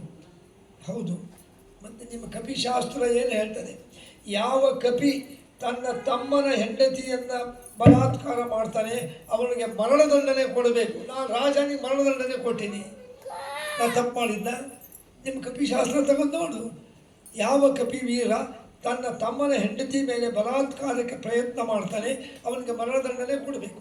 ನಾನು ಹಿಂದಿಂತರೇನು ಮುಂದಿಂತರೇನು ನಿನಗೆ ಮರಣದಂಡನೆ ಕೊಟ್ಟೀನಿ, ಯಾಕೆ ನಾನು ಯಾವುದೇ ರಾಜ ಆಗೋನು. ಇನ್ನು 3ನೇದು, ನಾನು ನಿನಗೆ ಸಾಯಿಸ್ತಿದ್ದಿಲ್ಲ, ಈಗ ಸ್ವಲ್ಪ ಕೆಳಗೆ ನೀನು ಸುಗ್ರೀವನ ಜೊತೆ ಯುದ್ಧ ಮಾಡಬೇಕಾದರೆ ಇನ್ನೊಂದು ಏಟು ಹೊಡೆದು ಸತ್ಯ ಹೋಗ್ತಿದ್ದ. ತಮ್ಮ ಅಂತ ನಿನ್ನ ಕರುಣೆ ಇದೆನಾ? ಏನೋ ಒಂದು ತಪ್ಪು ಮಾಡಿರ್ಬೋದು, ತಮ್ಮನಿಗೆ ಕ್ಷಮಿಸ್ಬೋದಾಗಿತ್ತು. ಮಹಾ ತಪ್ಪು ಮಾಡಿಯ, ಅವನ ಹೆಂಡತಿನ ಅಪಹಾರ ಮಾಡಿ ಬಲಾತ್ಕಾರ ಮಾಡ್ತಿರೋದು ಒಂದು ತಪ್ಪು, ಮಾರಣಾಂತವಾಗಿ ಅವನು ಹೊಡಿತಿರೋದು 2ನೇ ತಪ್ಪು, ಅವನ ಮೇಲೆ ಅತ್ಯಂತ ಕ್ರೌರ್ಯ ಮಾಡ್ತಿರೋದು 3ನೇ ತಪ್ಪು. ಅವನು ನನ್ನ ಪ್ರಜೆಗಳಿಗೆ ಒಬ್ಬನ ಅನ್ಯಾಯ ಮಾಡಿದ್ರೆ ನಾವು ನೋಡ್ಕೊಳ್ತಾ ಇರಬೇಕಾ? ನೀನು ಪ್ರಾಣಿ, ಕೋತಿ, ನಾ ಬೇಟೆ ಆಡೀನಿ, ಬೇಟೆ ಆಡಬೇಕಾದ್ರೆ ಮುಂದೆ ನಿಲ್ಲಬೇಕು ಹಿಂದಿಲ್ಬೇಕು ಅಂತಿಲ್ಲ. ಒಪ್ಪಿಬಿಟ್ಟ, ಇಲ್ಲ ರಾಮ ನನ್ನ ಕ್ಷಮಿಸಿಬಿಡು, ನೀ ಮಾಡಿದ್ದು ಸರಿಯಾಗೇ ಇದೆ. ಇದನ್ನು ಸಾಹಿತ್ಯಗಳು ಯಾರೂ ಓದೋದಿಲ್ಲ, ಅವ್ರು ಬರೇ ಹಿಂದಿನ ಬಾಣ ಹೊಡೆದ ತಪ್ಪು. ಯಾರು ಹೇಳಿದರು? ವಾಲಿನೇ ಅಂದ, ನೀ ಮಾಡಿದ್ದು ಸರಿಯಾಗೇ ಇದೆ ಅಂತ. ಆದರೆ ನಾನು ಪ್ರಾಣ ಬಿಡೋದನ್ನ ಮುಂಚೆ ಸ್ವಲ್ಪ ಹತ್ತಿರ ಬಾ, ನಿನ್ನ ಪಾದದ ಮೇಲೆ ತಲೆ ಇಟ್ಟು ಪ್ರಾಣ ಬಿಡ್ತೀನಿ, ನನ್ನ ಸದ್ಗತಿ ಕೊಟ್ಟು ಬಿಡು ಅಂತ ಹೇಳಿ ವಾಲಿ ರಾಮನ ಪಾದದ ಮೇಲೆ ಇಟ್ಟು ಪ್ರಾಣ ಬಿಟ್ಟು ಬಿಡ್ತಾನೆ. ಬಿಟ್ಟ ಮೇಲೆ ಆಗ ಸುಗ್ರೀವ ಆಳ್ತಾನೆ, ಅಯ್ಯೋ ನಾನು ರಾಜ್ಯಕ್ಕೋಸ್ಕರ ಏನೋ ಒಂದಿಂದ ನನ್ನ ಸ್ವಂತ ಅಣ್ಣನನ್ನೇ ಸಾಯಿಸಿಬಿಟ್ಟೆ ಅಂತ. ರಾಮ ಅಂತಾನೆ, ಇರಲಪ್ಪ, ಅವನ ಆಯುಷ್ ಮುಗಿದಿತ್ತು, ಇರಲಿ, ಅವನಿಗೆ ಅಂತ್ಯ ಸಂಸ್ಕಾರ ಮಾಡಿಸಿದ ಮೇಲೆ ವಾಲಿಯ ಮಗ ಅಂಗದ ಅವನಿಗೆ ಯುವರಾಜ್ಯ ಪಟ್ಟಾಭಿಷೇಕ ಮಾಡಿ ಸುಗ್ರೀವ ಋಷ್ಯಮುಖ ಮತ್ತು ಕಿಷ್ಕಿಂಧೆಗೆ ರಾಜ ಆಗ್ತಾನೆ. ಇದು ಒಂದು ಭಾಗ. ಇಲ್ಲಿ ಒಂದು ತತ್ವ ಇದೆ. ರಾಮಚಂದ್ರ ಸೀತಾನ ಹುಡುಕೊಂತ ಬಂದಾಗ ವಾಲಿನೂ ತನ್ನ ಭಕ್ತ ಅಂತ ಗೊತ್ತಿತ್ತು. ಹಾಗಾದರೆ ವಾಲಿ ಹತ್ರ ಹೋಗದೆ ಸುಗ್ರೀವ ಹತ್ರ ಯಾಕೆ ಬಂದಪ್ಪ? ವಾಲಿ ಹತ್ರ ಹೋಗಿದ್ರೆ ಒಂದು ಕ್ಷಣಕ್ಕೆ ರಾವಣನ ಸೀತಾನ ಕರ್ಕೊಂಡ್ಬಂದು ಬಿಡ್ತಿದ್ದ. ಆದರೆ ರಾಮನ ಉದ್ದೇಶ ಅದಲ್ಲ. ನನಗೆ ವಾಲಿ ಸುಗ್ರೀವ ಸಂಬಂಧ ಇಲ್ಲ, ನನ್ನ ಭಕ್ತನಾದ ಹನುಮಂತ ಎಲ್ಲಿದ್ದಾನೆ ಅಲ್ಲಿ ಹೋಗ್ತೇನೆ, ಹನುಮಂತ ಎಲ್ಲಿದ್ದಾನೆ ಸುಗ್ರೀವನ ಬಳಿಗೆ, ಅದಕ್ಕೆ ನಾನು ಅಲ್ಲಿ ಬಂದೆ. ಆಮೇಲೆ 2ನೇ ಸತಿ ಏನಂತ, ಹನುಮಾನ್ ಒಂದು ಗಜಪುಷ್ಪದ ಮಾಲೆಯನ್ನು ಮಾಡಿ ಸುಗ್ರೀವನಿಗೆ ಕೊರಳಿಗೆ ಹಾಕು, ಯಾರ ಕೊರಳಲ್ಲಿ ನೀನು ಹಾಕಿದ ಮಾಲೆ ಇದೆ ಅವನು ಸುಗ್ರೀವ ಅಂತ ಅವನು ಬಿಟ್ಟು ಅವನ ಅಣ್ಣನಾದ ವಾಲಿಯನ್ನು ಸಂಹಾರ ಮಾಡ್ತೀನಿ ಅಂತ ಮಾಡಿದೆ. ಹಾಗಾದರೆ ಯಾಕೆ ಸುಗ್ರೀವನಿಗೆ ಜಯ ಆಯಿತು? ಮಾಲೆ ಹಾಕಿದವರು ಯಾರು? ಹನುಮಂತ. ಏನು ಮಾಲೆ? ಗಜಪುಷ್ಪ ಮಾಲೆ. ಅಂದರೆ ಹನುಮಂತನ ಕೈಯಿಂದ ಮಾಲೆಯನ್ನು ಹಾಕಿಸಿಕೊಂಡ ಸುಗ್ರೀವನಿಗೆ ಜಯ ಆಗಲಿಕ್ಕೇ ಬೇಕು. ನಾವು ಹಾಕಿಸ್ಕೋಬೇಕ್ರಿ ಹನುಮಂತನ ಹತ್ರ ಅಲ್ರಿ. ಅವ ನಿಜವಾದ ಹನುಮಂತಿದ್ದ ಮಾಲೆ ಹಾಕಿಲ್ಲ, ನಮಗೆ ಯಾರು ಹಾಕ್ತಾರೆ? ಕೈ ಹಿಡಿದ ಹೆಂಡತಿ ಇನ್ನೊಂದು ಸತಿ ಹಾಕಲ್ಲ, ಹೋಗ್ರಿ ನಿಮ್ಮ ಮುಖಕ್ಕೆ ಒಂದು ಸತಿ ಹಾಕಿದ್ದೆ ಸಾಕು ಅಂತಾರೆ ಅಲ್ಲ. ಆದ್ದರಿಂದ ಇವತ್ತು ನಮಗೆ ಯಾರು ಪ್ರತ್ಯಕ್ಷ ನಮಗೆ ಯಾರು ಹಾಕ್ತಾರೆ ಅಂದರೆ ಹನುಮಂತ ಪ್ರತ್ಯಕ್ಷ ಬಂದು ಹಾಕೋದಿಲ್ಲ. ಹನುಮಂತನಿಂದ ರಾಮಸ್ಮರಣೆ ಮಾಡಿದ ಅನೇಕ ಸ್ತೋತ್ರಗಳಿವೆ. ನಮ್ಮ ಬಾಯಿಂದ ಹೇಳಬೇಕು ಆ ಸ್ತೋತ್ರ. ಅಂದರೆ ನಮ್ಮ ಕಂಠದಲ್ಲಿ ಆ ಹನುಮಂತ ಹೇಳಿದ ಸ್ತೋತ್ರೆಯ ಮಾಲೀಕ ಬರಬೇಕು. ಸ್ತೋತ್ರ ಮಾಲೀಕ ಬಂದಾಗ ನಾವು ಹನುಮಂತನ ಮಾಲೆ ಹಾಕ್ಕೊಂಡಂಗಾತು. ಅದಕ್ಕೆ ಇವತ್ತು ಸುಗ್ರೀವ್ ನಾವು ಅದಕ್ಕೆ ಎಲ್ಲಿ ಹನುಮಂತ ಎಲ್ಲಿದ್ದಾನೆ, ಹನುಮಂತನ ಗುಡಿ ಎಲ್ಲಿದೆ, ಅಲ್ಲಿ ಭೂತ ಪ್ರೇತ ಅಪಿಶಾಚಿ ದೆವ್ವ ಯಾವುದೂ ಬರೋದಿಲ್ಲ ರೀ. ಅದಕ್ಕೆ ನೋಡಿರಿ, ದೊಡ್ಡ ಊರಿರಲಿ, ಚಿಕ್ಕ ಊರಿರಲಿ, ಗ್ರಾಮ ಇರಲಿ, ನಾವೆಲ್ಲ ಇವರು ಅದನ್ನೆಲ್ಲ ಬರ್ಕೊಟ್ಟಿವಿ, ಅದನ್ನೆಲ್ಲ ಪ್ರಿಂಟ್ ಮಾಡಿಸಿದ್ದಾರೆ, ಅದ್ರಾಗಿದೆ ನೋಡಿರಿ. ಚಿಕ್ಕ ಹಳ್ಳಿ ಇರಲಿ, ಒಂದು 5 ಮನೆ ಇರಲಿ, ಅಲ್ಲೊಂದು ಆಂಜನೇಯ ಸ್ವಾಮಿ ಗುಡಿ ಇರ್ತದೆ. ಯಾವುದೇ ಹಳ್ಳಿಗೆ ಹೋಗ್ರಿ, ಯಾವ ಗುಡಿ ಇಲ್ಲಿ ಯಾವುದೇ ಅಲ್ಲಿ ಸ್ವಾಮಿ, ಒಂದು ಹನುಮಂತ ದೇವ್ರ ಗುಡಿ ಅಂತ, ಒಂದು ಆಂಜನೇಯ ಸ್ವಾಮಿ ಗುಡಿ ಅಂತಾರೆ. ಯಾಕೆ ಹಳ್ಳಿ ಊರಲ್ಲಿ ಯಾಕೆ ಇರ್ತದೆ, ಎಲ್ಲಿ ಆಂಜನೇಯನ ಗುಡಿ ಇದೆ, ಯಾರಲ್ಲೋ ಕೈ ಮುಗಿತಾರೆ, ಯಾರು ಹನುಮಂತನ ದರ್ಶನ ಮಾಡ್ತಾರೆ, ಯಾರು ಆ ಅಂಗಾರನ್ನು ಹಚ್ಕೋತಾರೆ, ಅವರಿಗೆ ಯಾವ ದುಷ್ಟಶಕ್ತಿ ಬರೋದೇ ಇಲ್ಲ. ಕಳ್ಳರು, ಕಾಕರು, ಭೂತ ಪ್ರೇತ ದೆವ್ವ ಪಿಶಾಚಿ ಅಲ್ಲಿಗೆ ಬರಲಿಕ್ಕೆ ಸಾಧ್ಯ ಇಲ್ಲ. ಅದಕ್ಕೆ ನಾವು ಹನುಮಂತನಿಗೆ ಕೃತಜ್ಞತೆ ತೋರಿಸಬೇಕು. ಹನುಮಂತ ಅಂದರೆ ವಾಯು ಅಂತ ಹೇಳಿಬಿಟ್ಟಲ್ಲ, ವಾಯುವಿಗೆ ನಾವು ಕೃತಜ್ಞತೆ ತೋರಿಸಬೇಕು. ಅದಕ್ಕೆ ಹನುಮನ ಮತವೇ ಹರಿಯ ಮತವು, ಹರಿಯ ಮತವೇ ಹನುಮನ ಮತವು. ಹನುಮನು ಒಲಿಯಲು ಸುಗ್ರೀವ ಗೆದ್ದ, ಹನುಮನು ಮುನಿಯಲು ರಾವಣ ಬಿದ್ದ. ಅಲ್ಲ, ಹನುಮಂತ ಅನುಗ್ರಹ ಇದ್ದಿದ್ದಕ್ಕೆ ಸುಗ್ರೀವ ಗೆದ್ದು ಬಿಟ್ಟ. ವಾಲಿ ಹನುಮಂತನ ಅನುಗ್ರಹ ಪಡೆದಿಲ್ಲ, ಹನುಮಂತನ ಬಿಟ್ಟಿದ್ದ, ಅವನು ಬಿದ್ದ, ಅದು ಪ್ರಾಣ ಬಿಡಬೇಕಾಯಿತು ಅಂತ ಹೇಳಿಬಿಟ್ಟು ಇನ್ನು ನಾಳೆ ದಿವಸ ಈ ಹನುಮಂತ ಇಷ್ಟೊಂದು ರಾಮಭಕ್ತಿಯನ್ನು ಮಾಡಿ ವಾಯುದೇವರ ಅವತಾರ ಭೂತನಾದ ಹನುಮಂತ ನಮಗೆ ಎಷ್ಟು ಅವಶ್ಯಕತೆ ಇದೆ. ಮುಂದೆ ಈಗ ಸೀತಾದೇವಿಯನ್ನು ಹುಡುಕಲಿಕ್ಕೆ ಸುಗ್ರೀವ ಕಳಿಸಿದಾಗ ದಕ್ಷಿಣ ಭಾಗಕ್ಕೆ ಹನುಮಂತ ಅನೇಕ ಕಪಿಗಳು ಬರ್ತಾರೆ. ಭಾಳ ಮನೋಜ್ಞವಾದ ವಿಚಾರ ಇದು. ಯಾಕಂದರೆ ನೋಡಲಿಕ್ಕೆ ಹನುಮಂತ ಸಮುದ್ರ ಹಾರದ, ಎಲ್ಲರೂ ನಾವು ಅಂತೀವಲ್ಲ, ಸಮುದ್ರ ಹಾರ ಹೋಗಿಬಿಟ್ಟು ಹನುಮಂತ ಅಲ್ಲಿ ಹೋಗಿ ಸೀತಾದೇವಿಯನ್ನು ಕಂಡು ರಾಮನ ಮುದ್ರೆಗೆ ಉಂಗುರ ಕೊಟ್ಟು, ಅವಳು ಕೊಟ್ಟು ಚೂಡಾಮಣಿ ತಗೊಂಡು ಅಲ್ಲೆಲ್ಲ ರಾಕ್ಷಸರನ್ನು ಸಾಯಿಸಿ ಲಂಕಾಪಟ್ಟಣಕ್ಕೆ ಬೆಂಕಿ ಹಚ್ಚಿದ್ದಕ್ಕೆ ಲಂಕಾಪಟ್ಟಣವೆಲ್ಲ ಸುಟ್ಟು ವಾಪಸ್ಸು ಬಂದ, ಇಷ್ಟೇ. ಆದರೆ ಸಮುದ್ರವನ್ನು ಹಾರೋದಿಂದ ಹಿಡ್ಕೊಂಡು ಸೀತಾದೇವಿಯನ್ನು ಕಂಡು ವಾಪಸ್ ಬರೋ ತನಕ ವಿಚಾರಕ್ಕೆ ಸುಂದರಕಾಂಡ ಅಂತ ಒಂದು ಘಟ್ಟ ರಾಮಾಯಣದಲ್ಲಿ. ಅದು ಬಹಳ ಮನೋಜ್ಞವಾಗಿದೆ, ಭಾಳ ನೀತಿ ಬೋಧಕವಾಗಿದೆ. ನಾಳೆ ಬರ್ತದೆ, ಅದು ಕೇಳಿದರೆ ನಮಗೆ ಭಾಳಷ್ಟು ನಾಲೆಡ್ಜ್ ಬರ್ತದೆ, ಭಾಳಷ್ಟು ತತ್ವಗಳು ಗೊತ್ತಾಗ್ತದೆ. ಹನುಮಂತ ಸಮುದ್ರ ಹೆಂಗೆ ಹಾರದ, ಎಷ್ಟು ದೂರ ಸಮುದ್ರ, 1200 ಮೈಲಿ. ನೋಡ್ರಿ, ಈ ಜಂಪ್ಡ್ ಫ್ರಮ್ ಒಂದು end to other end without rest. ಈ ತುದಿ ಸಮುದ್ರದಿಂದ ಅತ್ಲ ಕಡೆ ತುದಿಗೆ ಹಾರಿದ, ವಿಶ್ರಾಂತಿ ತಗೊಂಡ, ಸಾಕಾಗಿದೆ ಅಂತ ಇಲ್ಲ. ಅದಕ್ಕೆ ನಾಳೆ ಹೇಗೆ ಹಾರದ, ಹಾರೋ ಹೊತ್ತಲ್ಲಿ ಯಾರ್ಯಾರು ಬಂದರು, ಅಡ್ಡ ಒಳ್ಳೆಯವ್ರು ಯಾರು ಬಂದರು, ಕೆಟ್ಟವ್ರು ಯಾರು ಬಂದರು, ರಾಕ್ಷಸ ಯಾರು ಬಂದರು, ಇದೆಲ್ಲ ವಿಚಾರಗಳು. ಹನುಮಂತ ಹೇಗೆ ಹಾರದ, ಅಲ್ಲಿ ಹೋಗಿ ಏನು ಮಾಡ್ದ, ರಾವಣನ ಊರಲ್ಲಿ ಹನುಮಂತ ಒಬ್ಬನೇ ಹೆಂಗೆ ಹುಡುಕಿದ, ಕೊನೆ ಸೀತಾದೇವಿಯನ್ನು ಹೆಂಗೆ ಕಂಡ, ಇದೆಲ್ಲ ಭಾಳ ಮನೋಜ್ಞವಾದ ವಿಚಾರ. ನಾಳೆ ನಮಗೆ ಹನುಮಂತನ ಶೌರ್ಯದ ವಿಚಾರ, ಹನುಮಂತನ ಜಾಣ್ಮೆಯ ವಿಚಾರ, ಹನುಮಂತನ ಭಕ್ತಿಯ ವಿಚಾರ, ಹನುಮಂತನ ತೋರಿಸಿದ ಮಾರ್ಗದರ್ಶನ ನಮಗೆ ಗೊತ್ತಾಗ್ತದೆ. ಇದನ್ನು ನಾಳೆ ದಿವಸ ಸಾಯಂಕಾಲ 6 ಗಂಟೆಗೆ ನಾವು ಮುಂದುವರೆಸ್ತೀವಿ ಎಂಬುದಕ್ಕೆ ಶ್ಲೋಕಾಭಿಪ್ರಾಯ. ನಾಳೆ ಇವತ್ತಿನಂತೆ ಅವರು ಅವಾಗಲೇ ಅನೌನ್ಸ್ ಮಾಡಿದ್ದಾರೆ, 6ರಿಂದ 6:30ವರೆಗೆ ಅವರು ಸಂವೇದಿತ ಅವರ ಭರತನಾಟ್ಯ ಇದೆ. ಇವತ್ತು ನನಗೆ ನಾನು 6:30ಗೆ ಬರ್ತೀನಿ, ಒಂದು 5 ನಿಮಿಷ ಮೊದಲೇ ಬರ್ತೀನಿ. ನಾನು ಸ್ವಲ್ಪ ಭರತನಾಟ್ಯವನ್ನು ನೋಡಿ ಇವತ್ತು ನನಗೆ 6:35 6:40ಕ್ಕೆ ಶುರು ಮಾಡಿ 8:15 ಒಳಗೆ ನಾಳೆ ಈ ಹನುಮಂತನ ಹನುಮ ಜಯಂತಿಯ ಅಂಗವಾಗಿ ನಾಳೆ ಸುಂದರಕಾಂಡ ರಾಮಾಯಣದಲ್ಲಿ ಭಾಳಷ್ಟು ವಿಚಾರ ನೀವು ಎಂದೂ ಕೇಳಿರುವುದಿಲ್ಲ, ಹಿಂದೆಲ್ಲೂ ನೀವು ಕೇಳಿಲ್ಲ, ಅಂಥ ವಿಚಾರಗಳು ಬರ್ತದೆ, ಮನಸ್ಸಿಗೆ ಸಂತೋಷ ಆಗ್ತದೆ. ಅದನ್ನು ಕೇಳೋದರಿಂದ ಹನುಮಂತ ಮತ್ತು ರಾಮರ ಆಶೀರ್ವಾದ ನಮಗಾಗ್ತದೆ. ಅದನ್ನು ತಿಳ್ಕೊಂಬೋಣ ಅಂತ ಹೇಳ್ತಾ ಇವತ್ತಿನ ಈ ಒಂದು ಕಾರ್ಯಕ್ರಮಕ್ಕೆ ನಿಮ್ಮ ರಾಘವೇಂದ್ರ ಗುರೂಜಿಯವರು ಭಾಳ ವ್ಯವಸ್ಥೆ ಮಾಡ್ಯಾರೆ. ಯಾಕೆ ಅವರು ಆಧ್ಯಾತ್ಮಿಕ ಚಿಂತಕರು ನನಗೆ ಅಂದರು, ಅವರು ಅಷ್ಟೇ ಆಧ್ಯಾತ್ಮಿಕ ಚಿಂತನೆ ಉಳ್ಳವರು, ಭಾಳ ಗುರುಭಕ್ತಿ ಉಳ್ಳವರು. ಇದನ್ನು ಆಯೋಜನೆ ಮಾಡಿ ವ್ಯವಸ್ಥಿತವಾಗಿ ಮಾಡಬೇಕು ಅಂತ ಅವರು ಮಾಡಿದ್ದಾರೆ. ಇವತ್ತು ಊರಲ್ಲಿ ಭಾಳ ಕಾರ್ಯಕ್ರಮ, ದೇವಸ್ಥಾನಕ್ಕೆ ಹೋಗೋದ್ರಿಂದ ಸ್ವಲ್ಪ ಜನ ಕಡಿಮೆ, ನಾಳೆ ಭಾಳ ಜನ ಬರ್ತಾರೆ. ಯಾಕೆಂದರೆ ಇವತ್ತು ಹನುಮಂತ ಜಯಂತಿ ನೋಡ್ರಿ, ಎಲ್ಲರೂ ಹನುಮಂತ ದೇವಸ್ಥಾನಕ್ಕೆ ಹೋಗಬೇಕು, ದರ್ಶನ ಮಾಡಬೇಕು ಅಂತ ಹೋಗಿರ್ತಾರೆ. ಆದರೂ ನೀವು ಅನೇಕ ಕಾರ್ಯಕ್ರಮಗಳನ್ನು ಬದಿಗೊತ್ತಿ ಈ ಒಂದು ಪ್ರವಚನಕ್ಕೆ ಭಾಗವಹಿಸಿದ ನಿಮ್ಮೆಲ್ಲರಿಗೂ ಶ್ರೀಮದ್ ಆಂಜನೇಯ ಸ್ವಾಮಿ ಅವರ ಅಂತರ್ಯಾಮಿಯಾದ ರಾಮದೇವರ ವಿಶೇಷ ಅನುಗ್ರಹ ಆಗಲಿ. ಅವರ ಆಶೀರ್ವಾದದಿಂದ ನಿಮಗೆ ಧೈರ್ಯ, ಶಕ್ತಿ, ಉತ್ಸಾಹ, ಆರೋಗ್ಯ, ಆಯುಷ್ಯ, ಐಶ್ವರ್ಯ, ಶಾಂತಿ, ದೃಢಕಾಯತ್ವ ಎಲ್ಲವೂ ಬರಲಿ ಅಂತ ಹೇಳ್ತಾ ಇವತ್ತಿನ ಕಾರ್ಯಕ್ರಮವನ್ನು ನಾವು ಕೃಷ್ಣಾರ್ಪಣ ಹೇಳಿ ನಾಳೆ ಮುಂದುವರಿಸುತ್ತೇವೆ ಎಂಬುದಕ್ಕೆ ಶ್ಲೋಕಾಭಿಪ್ರಾಯ ಸವಾಗ್ವಿಸರ್ಗೋ ಜನತಾಗಮಿತ್ರವು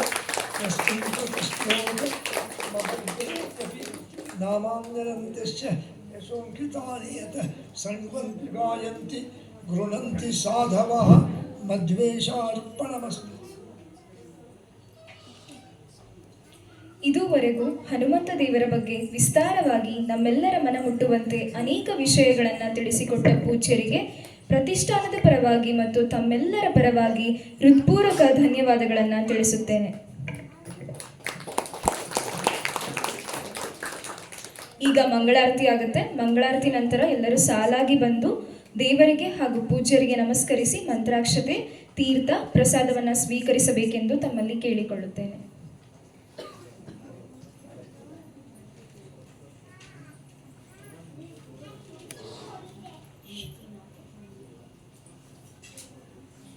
ನಾಳೆ ನಡೆಯಲಿರುವ ನಮ್ಮ ಸಾಂಸ್ಕೃತಿಕ ಸಂದರ್ಭದಲ್ಲಿ ಒಂದು ಅದ್ಭುತ ನೃತ್ಯ ಪ್ರದರ್ಶನ ನಿಮ್ಮೆಲ್ಲರ ಕಣ್ಣುಗಳಿಗೆ ಬರಲಿದೆ ಎಂಬುದನ್ನು ಹರ್ಷದಿಂದ ತಿಳಿಸುತ್ತೇನೆ. ಈ ನೃತ್ಯದಲ್ಲಿ ಶ್ರೀರಾಮಚಂದ್ರನ ಶೌರ್ಯ, ಹನುಮಂತನ ಭಕ್ತಿ ಹಾಗೂ ಧೈರ್ಯವನ್ನು ಕಲಾತ್ಮಕವಾಗಿ ರೂಪುಗೊಳಿಸಲಾಗಿದೆ. ಇದರ ಜೊತೆಗೆ ಬಂದು ವಿಶೇಷವಾದ, ಬಹಳ ಅಪರೂಪವಾದ ಮತ್ತು ಕಠಿಣವಾದ ಧೂಪಾರತಿ ಎಂಬ ನೃತ್ಯವನ್ನು ಕೂಡ ಪ್ರದರ್ಶಿಸಲಾಗುತ್ತದೆ. ನಾಳೆ ಈ ನೃತ್ಯಗಳನ್ನು ಕಣ್ತುಂಬಿ ನೋಡುವ ಅವಕಾಶ ನಿಮ್ಮದು. ನಾಳೆ 10 ನಿಮಿಷ ಮುಂಚೆನೇ ಎಲ್ಲರೂ ಹಾಜರಿರಿ.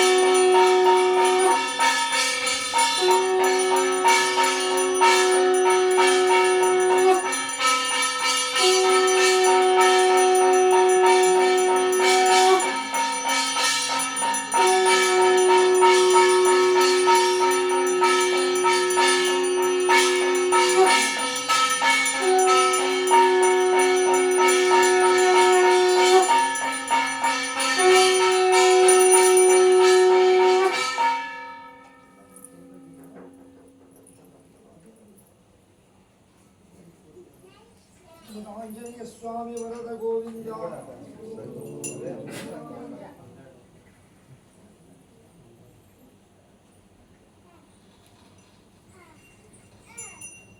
ಅಲ್ಲೇ ಹೇಳಿ ಬರ್ತಾರೆ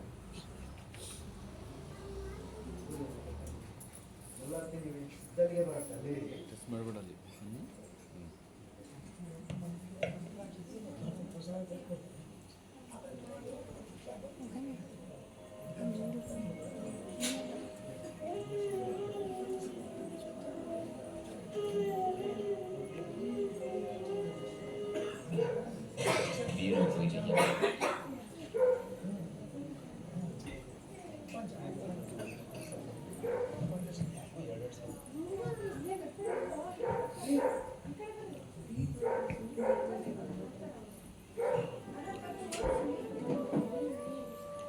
ಇಲ್ಲಿ ಆರತಿ ತಗೊಂಡು ಇಲ್ಲಿಂದ ಸಾಲಾಗಿ ನಿಂತ್ಕೊಳ್ಳಿ. ಇಲ್ಲೇ ನಿಂತ್ಕೊಳ್ಳಿ ಸಾಲಾಗಿ. ಇಲ್ಲಿ ಬಾ, ಅಲ್ಲಿ ಹೋಗ್ಬೇಡಿ. ಇಲ್ಲಿ ಬಾ, ಇಲ್ಲಿ ಬಾ, ಇಲ್ಲಿಂದ ಬಾ, ಅಲ್ಲಿ ಸಾಲಾಗಿ ನಿಂತ್ಕೊಳ್ಳಿ. ಹಿಂದೆ ಹಿಂದೆ ಈಗ ಸಾಲಾಗಿ ನಿಂತ್ಕೊಳ್ಳಿ. ಹಿಂದಕ್ಕೆ ರಾಹುಲ್ ಅಲ್ಲೇ ನಿಂತ್ಕೋ. ಸಾಲಾಗಿ ನಿಂತ್ಕೊಳ್ಳಿ ನಿಧಾನ. ಮೊದಲು ಅವರು ಅಕ್ಷತೆ ಕೊಡ್ತಾರೆ. ಅಕ್ಷತೆನ ತಲೆ ಮೇಲೆ ಹಾಕೋಬೇಕು. ಆಮೇಲೆ ಪಂಚಾಮೃತ ಕೊಡ್ತಾರೆ, ತೀರ್ಥ ಕೊಡ್ತಾರೆ, ಅದನ್ನು ಕುಡಿಬೇಕು. ತಲೆಗೆ ಹಚ್ಕೋಬಾರ್ದು. ಪಂಚಾಮೃತ ಮತ್ತು ತೀರ್ಥನ ಕುಡಿಬೇಕು. ಆಮೇಲೆ ನಿಮಗೆ ಹಣ್ಣು ಮತ್ತು ಹೂವು ಕೊಡ್ತಾರೆ, ಅದು ನೀವು ಇಲ್ಲೇ ಸೇವನೆ ಮಾಡ್ಬೋದು, ಮನೆಗೆ ತಗೊಂಡು ಹೋಗ್ಬೋದು. ಆಮೇಲೆ ಇದಾದಮೇಲೆ ಇಲ್ಲಿ ಸಾಲಾಗಿ ಬರಬೇಕು. ಪ್ರಸಾದ ಇರುತ್ತೆ, ಅನ್ನ ಪ್ರಸಾದ ಇರುತ್ತೆ. ಎಲ್ಲರೂ ಅದನ್ನು ಸೇವನೆ ಮಾಡಿ ಹಾಲಲ್ಲೇ ಊಟ ಮಾಡಬೇಕು. ಚೇರ್ ಮೇಲೆ ಕೂತ್ಕೊಳ್ಳಿ ಅಥವಾ ಕೆಳಗೆ ಕೂತ್ಕೊಳ್ಳಿ. ಅಲ್ಲಿ ಹೊರಗಡೆ ಬಾಕ್ಸ್ ಇರುತ್ತೆ, ಆ ಬಾಕ್ಸಲ್ಲೆಲ್ಲ ವೇಸ್ಟೇಜನ್ನು ಹಾಕಬೇಕು. ಅಲ್ಲಿ ಇಲ್ಲಿ ಹಾಕಬಾರ್ದು ಮತ್ತು ಕೆಳಗೆ ಚೆಲ್ಲಬಾರ್ದು. ಮತ್ತು ಎಷ್ಟು ಬೇಕಷ್ಟು ಹೊಟ್ಟೆ ತುಂಬುವಷ್ಟಿದೆ. ಎಲ್ಲರೂ ನಿಧಾನವಾಗಿ 2-3 ಸರಿ ಬಡಿಸ್ಕೊಳ್ಳಿ ಆರಾಮಾಗಿ. ಯಾರು ತಟ್ಟೆಯಲ್ಲಿ ಏನೂ ಬಿಡಬಾರ್ದು. ಎಷ್ಟೆಷ್ಟು ಬೇಕು ಅಷ್ಟೆಷ್ಟು ಹಾಕಿಸ್ಕೋಬೇಕು, ಮಕ್ಕಳಾಗಲಿ ದೊಡ್ಡವರಾಗಲಿ. ನಿಧಾನಕ್ಕೆ ಒಬ್ಬೊಬ್ಬರೇ ಹೋಗಿ.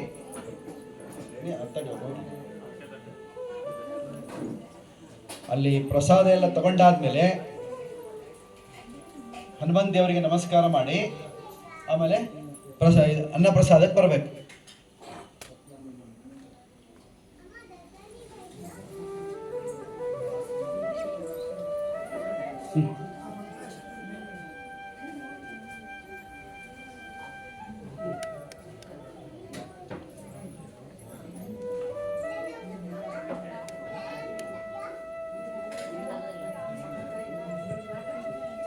ಮತ್ತೆ ನಾಳೆ ದಿವಸ 6 ಗಂಟೆಗೆ ಶುರುವಾಗುತ್ತೆ. ನೀವು 10 ನಿಮಿಷ ಮುಂಚೆ ಬರಬೇಕು. 5 ಗಂಟೆ 50 ನಿಮಿಷಕ್ಕೆ ಇರಬೇಕು ಇಲ್ಲಿ. 6 ಗಂಟೆಗೆ ಸರಿಯಾಗಿ ಶುರು ಮಾಡೋಣ. 5:50ಕ್ಕೆ ಇಲ್ಲಿ ಇರಬೇಕು ಎಲ್ಲರೂ. ಮತ್ತೆ ಯಾರಾದರೂ ಬರೋರಿದ್ರೆ ನಿಮ್ಮ ಆತ್ಮೀಯರು ಸ್ನೇಹಿತರು ಕರ್ಕೊಂಬನ್ನಿ. ನಾಳೆ ಸಮಾರೋಪ ಆಗತ್ತೆ ಕಾರ್ಯಕ್ರಮ.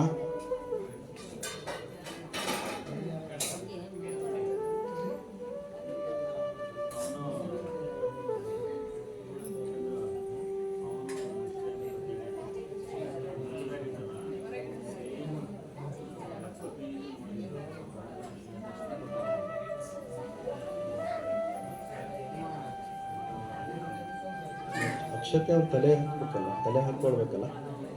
ಅಕ್ಷತೆ ತಲೆ ಮೇಲೆ ಹಾಕ್ಕೊಳ್ಬೇಕಲ್ಲ ಅವರು. ಮತ್ತು ಈಗ ಇದು ಕೊಟ್ಟರೆ ತಲೆಗೆ ಹಾಕೋತಾರೆ. ಇದೆಲ್ಲ ಎಲ್ಲ ಗುರುಗಳು ಅಕ್ಷತೆ ಮೊದಲು ಕೊಡಿ, ತಲೆಗೆ ಹಾಕ್ಕೊಳ್ಳಿ. ಆಮೇಲೆ ಕೊಡಿ.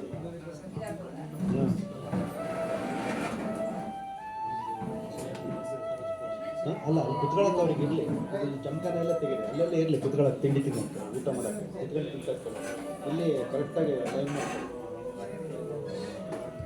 ಅಲ್ಲಿರಲಿ ಚೇರ್ಗಳು, ಅಲ್ಲೆಲ್ಲ ಇರಲಿ ಕುತ್ಕೊಳ್ಳೋಕೆ ಅವರಿಗೆ. ನೀವು ಕೆಲವರು ನೆಲದಲ್ಲಿ ಕುತ್ಕೊಳ್ಳೋಕೆ ತಿನ್ನೋಕ್ಕಾಗಲ್ಲ, ಅಲ್ಲೇ ಇರಲಿ. ಚೇರ್ಗಳು ಮುಟ್ಬೇಡಿ, ಇದಷ್ಟೇ ತೆಗೀರಿ.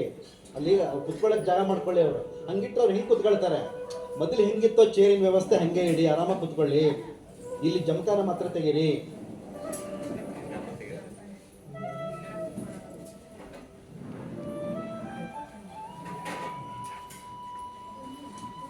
ಸಣ್ಣ ಮಕ್ಕಳಿಗೆ ನಾನು ಹೇಳಿ ಎಲ್ಲೂ ಹೋದ್ರೆ ಸಣ್ಣ ಮಕ್ಕಳಿಗೆ ಇದನ್ನು ಕೊಡಮ್ಮ. ಅವ್ರು ಏನು ತಂದಿದ್ದಾರೆ ಪಾತ್ರೆ ಇದು. ಸಣ್ಣ ಮಕ್ಕಳಿಗೆ ಇದನ್ನು ಕೊಡಿ, ದೊಡ್ಡವರಿಗೆ ಇದನ್ನು ಕೊಡಿ. ಇದು ದೊಡ್ಡವರಿಗೆ ಇದು ಕೊಡಿ, ಸಣ್ಣ ಮಕ್ಕಳಿಗೆ ಇದು ಕೊಡಿ. ಸ್ವಲ್ಪ ಹಾಕಿ. ಅದು ಕಮ್ಮಿ ಇದೆ, ಇದು ಅದು ಚಿಕ್ಕದಿದೆ ಪಾತ್ರೆ. ಬೆಲೆ ಚಿಕ್ಕದಿದೆ.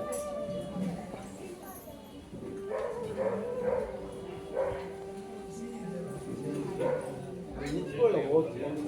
ಹೇಳ್ದವ್ರು ಎಲ್ಲ ಒಂದು ಹೆಂಗೆ ಗೊತ್ತಾಗತ್ತಂದ್ರೆ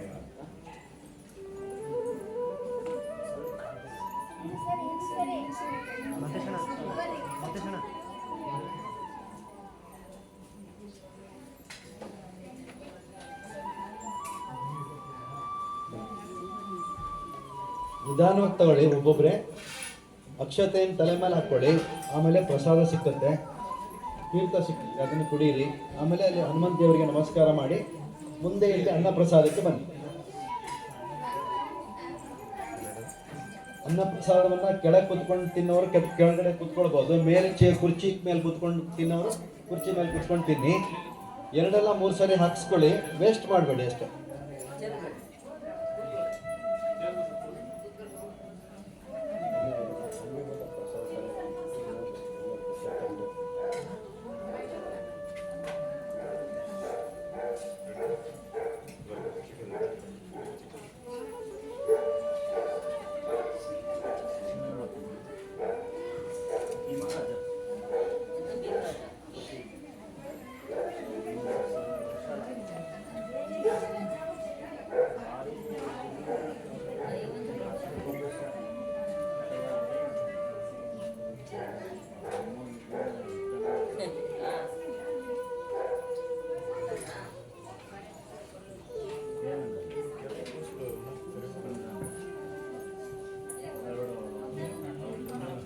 ಕೆಳಗೆ ಕುತ್ಕೊಂಡು ತಿನ್ಲಿ ಮಕ್ಕಳೆಲ್ಲ, ಅಲ್ಲಿ ನಿಲ್ಸ್ಬೇಡಿ, ಹೊರಗಡೆ ಚೆಲ್ತಾರ ಅವರು. ಕೆಳಗಡೆ ಕೂರಿಸಿ ಅವ್ರ ಮಕ್ಕಳಿಗೆ ನೆಲದಲ್ಲಿ ಕೂರಿಸಿ.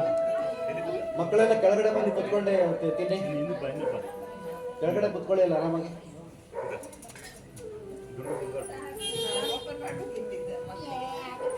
ಎಲ್ಲ ತೆಗೆದುಬಿಟ್ರೆ ಬೇಡ ಚೆಲ್ತಾರ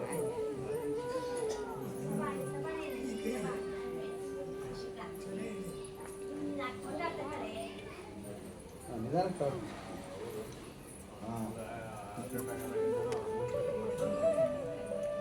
ಕಪಿ ಸೈನ್ಯ, ವಾನರ ಸೈನ್ಯ ಬಂದಿಲ್ಲ ಒಂದು ಇದರ